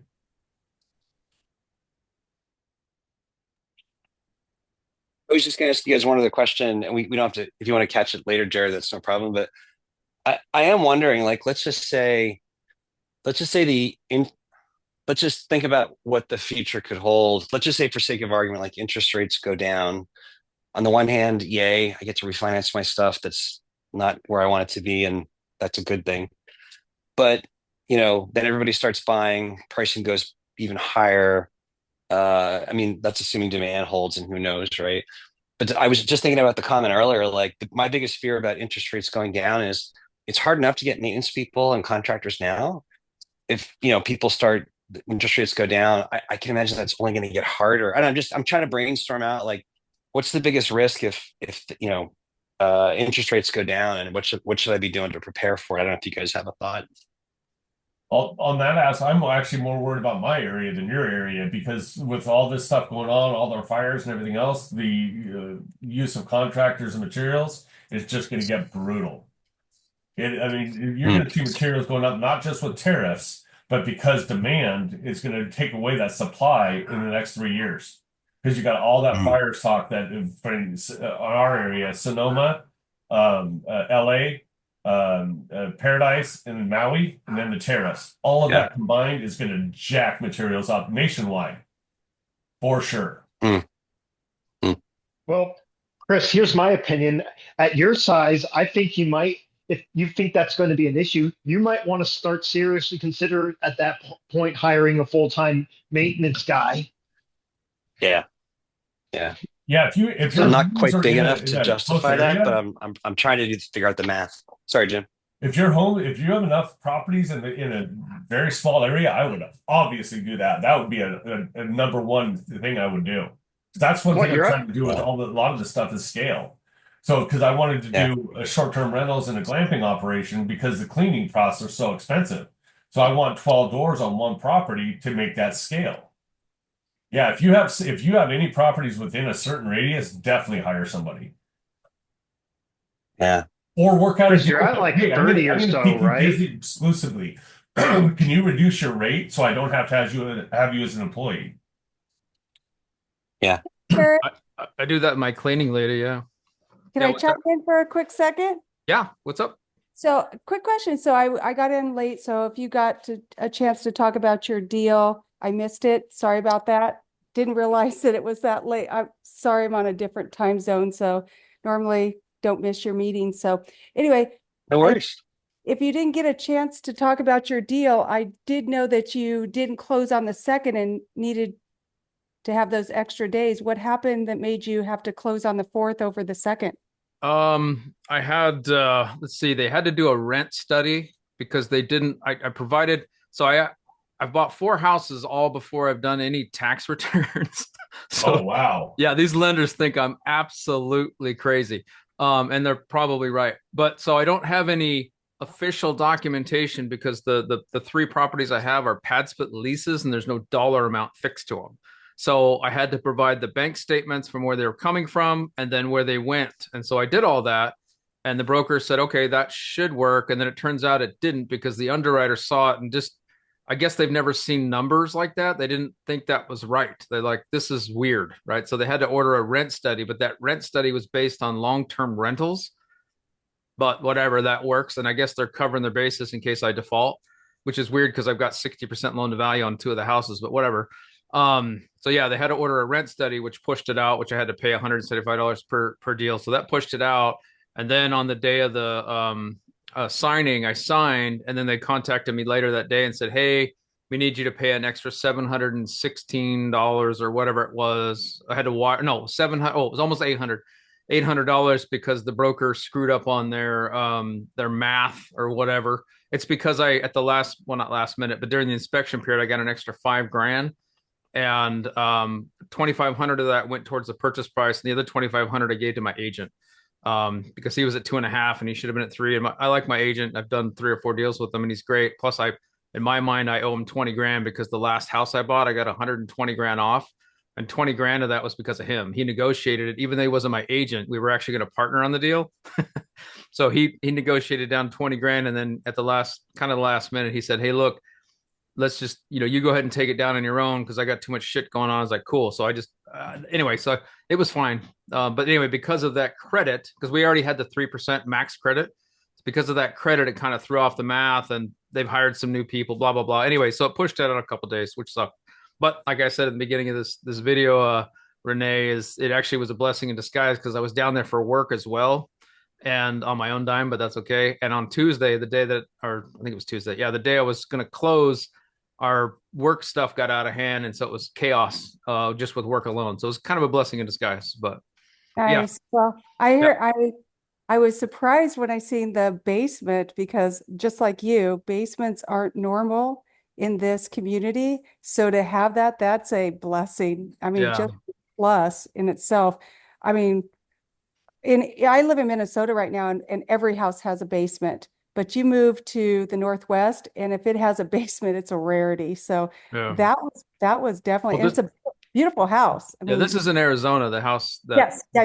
No, Yeah. no, no. And they don't have basements very much. Right. Like somebody, I don't know if this is true, but somebody said it's like less than 1% of the houses in the Phoenix Yeah. Metro have basements, but I don't know if that's true. But I sounds about believe right. it. I believe it because I mean, I've been looking at houses and not one house I've seen. And I think it's because of their soil, something to do with that has to play into it because a lot of these houses are like they have this stamp in the garage that says that they have these suspension chains that actually hold the foundation together in case of movement. I didn't understand all that, but you can't drill into the foundation of the house. Like you can't, like if you had a safe and you wanted to put that safe in the garage, you have to find out where those tension bars are. If you drill into it, you compromise that stamp that they do. I like I said, that was news to me because I didn't know any of that and have never. It was kind of the same thing when we moved to Minnesota. They have sump pumps.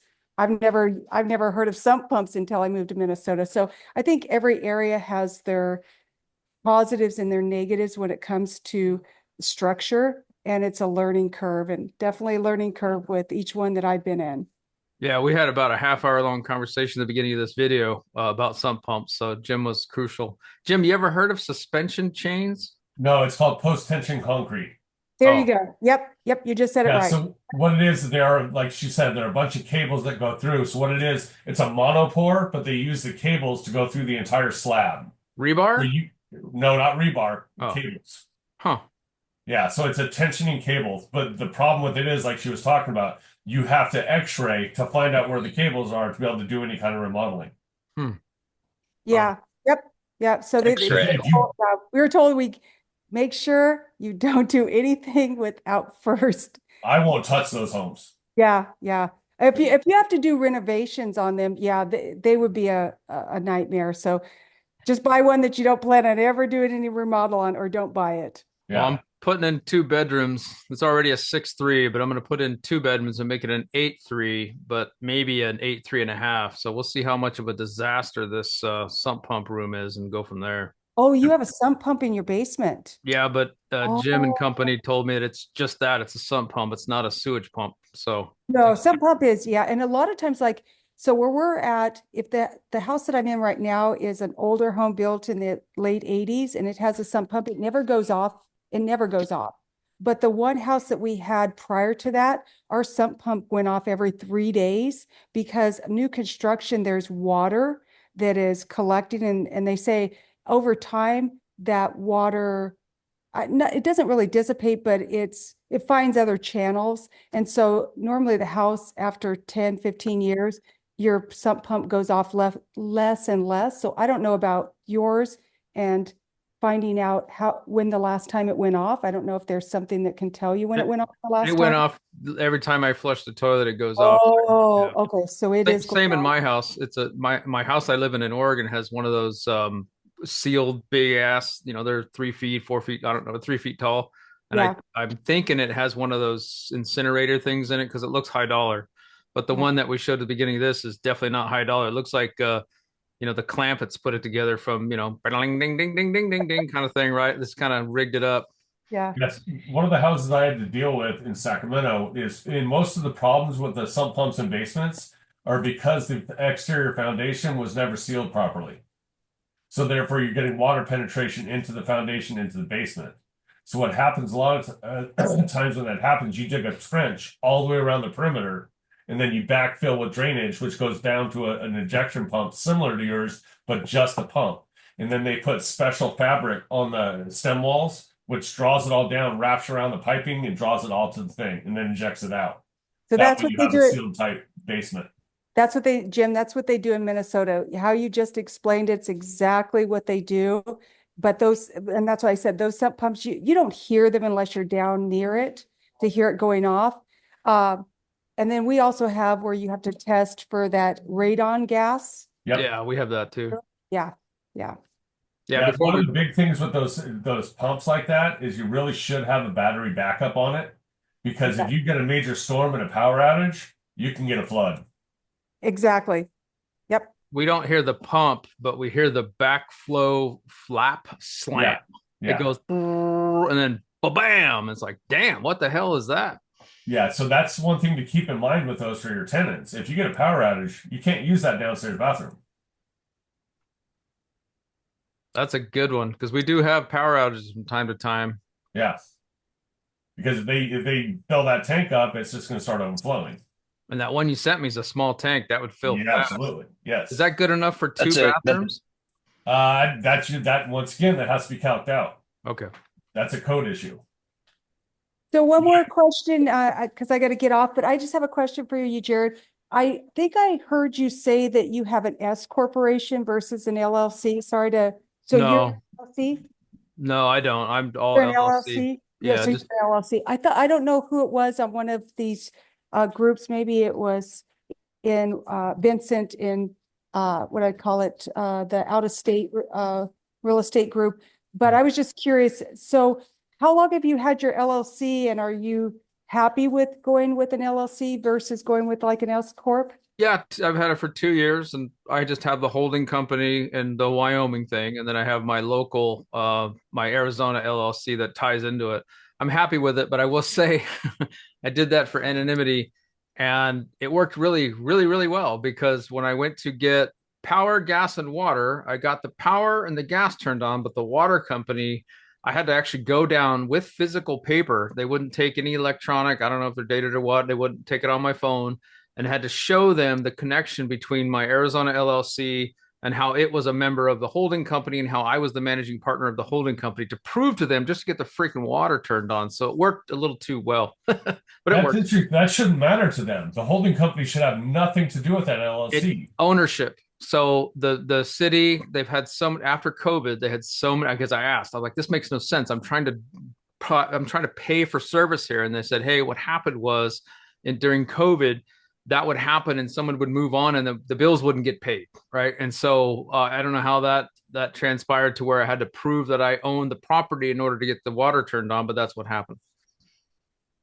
But it shouldn't have went back to the holding company. That's what I don't get. Well, it's because I'm not like the LLC. The managing member of the LLC is basically the holding. There's nothing on that LLC that says I'm involved. Right. Right. So it's completely it's autonomous. So then I had to show the link from the local Arizona LLC to the holding company that is the owner, if you will. And then that holding company, my name was associated with it. So I had to show them that connection in order to get the water turned on. That's weird. Yeah, well, it was set up that way on purpose because I had a company before Urbane Bags. We sold high-end purses, ex-wife and everything. No, and it was I fine. understand that, but they shouldn't have to do that. I would consult an attorney on that because they shouldn't have to go back to the holding company. The whole purpose of the holding company. I know, but I couldn't get the water turned on unless I proved I owned the house, and the owner of the house was the LLC. Right. But I would double check with whoever set that up for you and just find out, hey, is this something I'm going to run into all the time? Because it defeats the whole purpose. Yeah, but at now least you're on record on that with that water district as being the owner. I think the LLC is the owner still. It shows it is the owner. Right. It's just I had to show them that I owned it just to get the water turned on. I don't think they recorded. Maybe they did, but I don't know if it's public or not. But yeah, that's just my only concern. I don't know that much about it. I'm looking into it, but I'm trying to start with a trust, not an LLC. Yeah, I'm going to go to a trust as soon as the rates drop and I refi everything, and then I'll put everything into trust. I'm just kind of waiting on that, but it's working. I know that because I had a company before, and I was a dumbass and put my name on it, and man, I was inundated with just all kinds of crap and sales and flyers and all this stuff. And with this setup, I have none of that, so it's great. Sorry, Lars, to jump in. I know you had your hand up. Yeah, all good. No, in question to the LCs and S corps, my lawyers told me never put real estate in an S corp report. I don't know why, but that's what lawyers told me. I have to ask it. I don't want to spend the money to ask them why, but they told me don't do it to an S corp. Business structure and then income, I think, is what it ties down to, and taxes. I got one. So, Jared, all your houses came in 24 and into 25? All your properties? They came online in 24, but the first one I bought in August of 23. But as far as the tax purpose, there wasn't any income there. So, I mean, yeah, I do have a return with the house on it, but there's no income. I did run it as an Airbnb for 3 rentals, and that was it, just for tax purposes to get the write-off. but it didn't go live until January 1 of 24. So that quickly running that many properties indoors, thoughts? It works for me, like because Okay. I wasn't employed. I wouldn't recommend it for somebody that had a W-2 because it's an absolute nightmare. Well, with my strategy, if you're doing long-term rentals, I imagine it'd be way easier. But this strategy requires a lot of time and effort, unless you want to spend a lot of money to hire companies to come in and do all the work when you furnish. But I've seen a lot of those companies, and they are not good. Like they are Right. very, I mean, I'm not going to say they're putting in wicker furniture, but damn close. Like they're doing it very cheap, most of them. And, there's a weird thing here with design. Like that's not my world. My wife, like I don't know what it is, but I can look at what my wife did. And I looked at all those companies and she's way better at it. Like she's just very, very, very, very good. Those companies come in, they'll just buy whatever random art and throw it on the wall. And there's like I don't know, a psychological thing to it. I know this doesn't make a lot of sense to most people, including me, but there's something about it. Like when my wife designs the layout and puts up art, it's non-gender, very tasteful, blah, blah, blah, all that crap that I see function. She sees whatever, artsy fartsy stuff. And it just works. Whereas I go into these houses that somebody else did for like 15 grand or whatever. Yes, there's beds there. There's cheap desks and cheap chairs. And I'm not going to say I don't do cheap chairs. I do, but the beds I spend a little bit more money on, and the art and the design are better. And also the flow, like on the construction houses, people that do these constructions are just so weird. They'll put in rooms in the weirdest places with like these little minimum 36-inch halls that go to an egress, and that's their egress. Just really weird stuff going on in this strategy. Yeah, so that's why that thanks for visiting HBM that I'm in, that solves all those issues you just talked about. Mm. That's why that money right there is probably one of the best investments I made for Thanks. short-term part of it, for sure. Okay, gotcha. Yeah. Because I want to grow really fast. And but I'm going to get stabilized on these first two. And then I'm going to probably take a month and then really jump in heavy. I might take 3 or 4 properties in Gary. I don't know yet. I'm trying to navigate the system, but I want to get to like probably 10, 15 doors by next year. Yeah. I think you might like, are you going to do those? What kind of debt structure are you going to use for those? Yes, I have to use DSCR. Can't do anything else but. Yeah. Okay. Yeah, no choice. Which is great right now because they're coming in and competing with basically primary purchases. It's crazy. Yeah, in all of the way I'm structured, everything's being used by my HELOC. So I'm paying cash for most of everything. Mm. And then I'll jump some credit cards, some other small private money through family to be able to do all of this. Yeah. So I don't have to, and I'll find some private lending at some point, but I can do most of what I'm trying to do. That's why I want to go to a Gary, because it's a low price of entry with a decent amount of cash flow. So that's my whole thoughts, and I'm hoping that all works out. But I just got to get into 3 properties there before winter. Yeah, the weird thing is I don't know. I've got 2 DSCR loans. I could probably do a few more before they really freak out, but I bought 2 as primaries and 2 as DSCRs. And this tax thing, like I really want to get like Matt, the lumberjack says, with getting with a credit union or smaller bank in the area. And I found a few, but the problem all of them are telling me is they typically want 2 years of tax returns of rental income. Well, I don't have that. I don't even have one. Well, I'll have 1 year. I've got my taxes submitted. So after this year, I'll have 1. But if you listen to the ORAT, I think it was yesterday where Zuber was talking to Stephen Dow, he said something that these credit unions and people are talking about too, which is, yes, that's the baseline, 2 years of tax returns. And on your W-2, as long as you have 2 years in that field, same kind of thing, which I've got 25 on the W-2 front.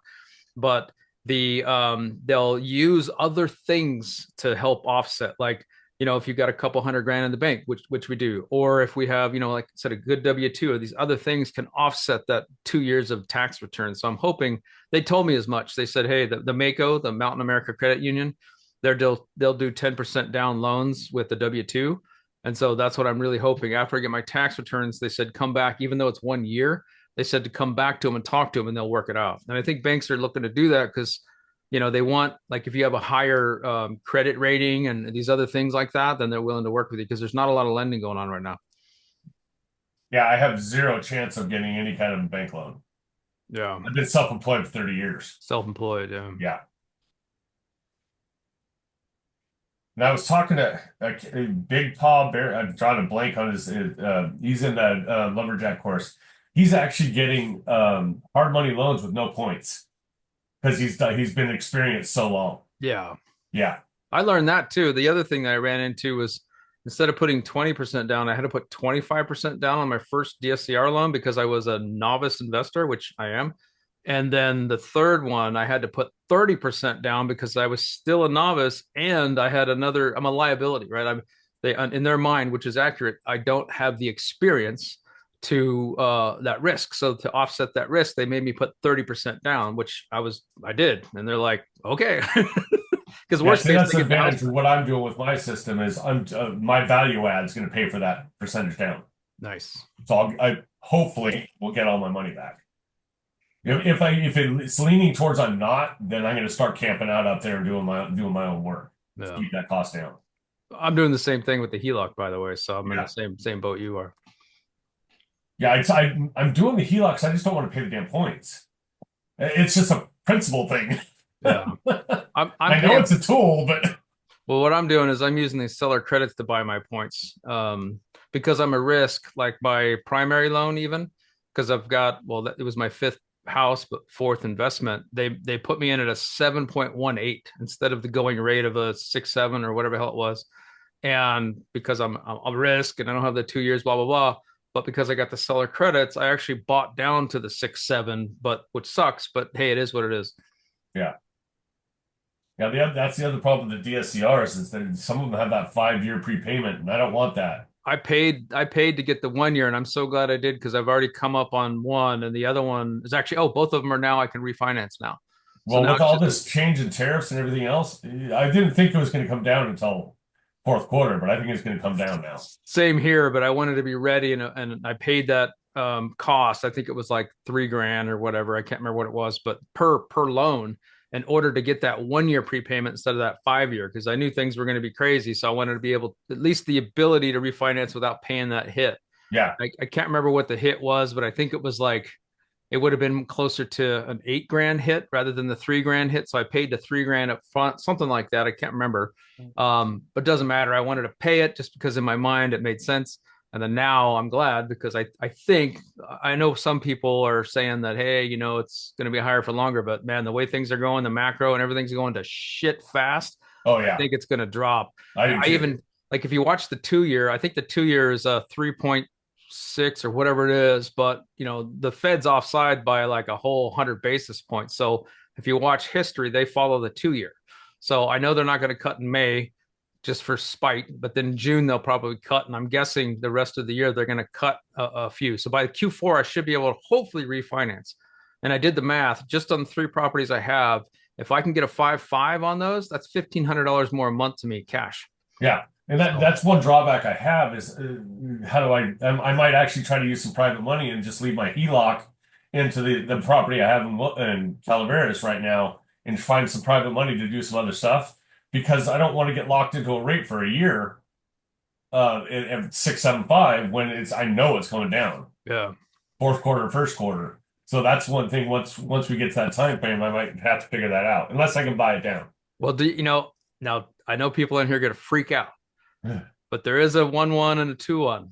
They're not variable. They're 2-1s and 1-1s where like, you have your certain intro rate, and then the next year, let's say it goes up to the regular 6.7, right? And then you have the 2-1, which you get the lower rate, and then the next year it goes a little higher, and then the third year it goes into the highest rate. So I mean, I normally don't do those either, and I haven't, but I've thought about them just because of right now in time. I'm with you. I think that's what's going to happen. So you might consider something like that too. Yeah, because these are hopefully going to cash flow $300-400 a month each unit. But if I can get that financing down, that just jacks it up big time. Yeah, that's cool. Plus, you're leveraging Millennial Mike and all the guys that are doing that, right? Well, Gary. So you know what? I swear to God, we should all get together and just buy a block. I know. No, absolutely. I don't go in and just buy the whole damn block. I would do that. Here's the thing, though. We actually need to buy more than just a block. We got to get some commercial because, like Mike was saying, the commercial is part of the problem. Commercial industrial areas, there's not enough to do there. There's not enough food. There's not enough gas stations. There's not enough of that infrastructure right now to support the area. And that's what has to happen is you got to get some of that commercial laundromats, all that type of stuff that everyone talks about as businesses we should buy. I don't disagree. Yeah, man. Well, Yeah. let me know if that discussion ever comes up in any of those chats. I looked into it. I talked to Millennial Mike. I was going to buy the fourplex right next to him, and I could never get a hold of his agent, so I just gave up on it. Yeah. And I know, like, a bunch of guys in the ORAC community are there, and there's a lot of power in that, man. If you get enough well, people, not only ORAT, but Deal Champs, all kinds of other. There's a oh yeah. Lindsay took me on this thing. There's a big meetup in September for that area. I'm definitely going to that. So I'm hoping I'll have some houses under process, but I'm definitely going to that. But yeah, I agree. And I actually talked to Mike about this too, is why don't we all get together and do a social media campaign around the surrounding areas? Hey, come back to Gary, rent here, that type of thing, just to get information out. That's not going to cost much. Yeah. To do a social media blast. I told Mike too, I was like, look, I'm not, if I did this, I would just match your rents or whatever you do. I don't care. The idea was that I could leverage his team to buy something there and then raise the value of both because he bought a fourplex right next door. And then I said, hey, I would fix up the one next door, and they would both bring each other up as far as appraisals. Not much, but a little something, right? So you're not having a dilapidated area and then one rentable unit, and then kind of build and build and build, Yeah, I learned two big things from him is make sure, because a lot of these houses I'm going to be looking at haven't had utilities on for a long time. Mm-hmm. So make sure those utilities are going to get turned on in a timely fashion. Then the second thing was stick with single family homes, because 3-1s are much better than a multifamily 2-1, because those voucher systems for Section 8, they want that 3-1 rather than that 2-1. Mm. Any threat of that going away with all this Doge stuff? I don't see it ever. There would be way too much uproar for that. No. And where are those people going to go? Yeah, screwed. Yeah, they're going to be on the streets, and then you have other problems. So I seriously doubt that's going. Yeah. If it does, they would have to address it at state level. According to a Section 8 group, now this is just a random Facebook post on a Section 8 group. Section 8 funding actually went up this year, and I'm actually not surprised. Because, adjusted for inflation. No, they're not. There are two things I can think of, probably more off the top of my head, that Doge isn't going to touch. They're not going to touch Section 8, and they're not going to screw with. They're not going to try and cut Social Security benefits. Sure, they'll go after Social Security fraud like they've been doing, but they're not going to cut people's benefits. They're going to continue to increase them because, like we were just saying, way too much of an uproar. Yeah, way too much publicity. Absolutely. And it deters from their overall what they want to do. Yeah. So now everything that they're trying to do and get done will go just to that, and that's it. The only thing I see happening on Section 8 is that the same thing that's been happening with Social Security is people who have been abusing Section 8 who shouldn't. They're going to clamp down more on Section 8 fraud and people who've been abusing it. Which they should. Yeah.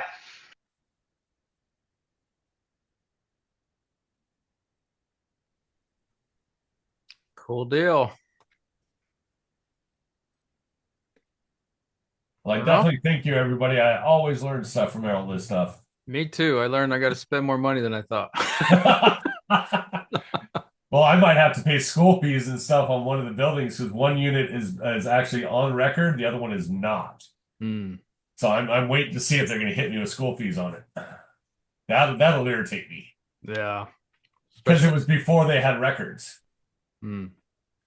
So I'm hoping I can bypass that. I'm going to go up the hill on that one as high as I can and say, hey, wait a minute. It's not my fault you guys didn't put it on your records. I don't have a problem paying for the remodel that I'm going to be doing and adding the parts, but I shouldn't have to pay those fees for something you guys didn't deal with. Mm. Because they didn't have those fees back then. So why am I paying for fees they didn't have back then? Yeah. So. All right, guys. Well, we covered a lot today. Any last minute things before we get on out of here? Don't think so. All right.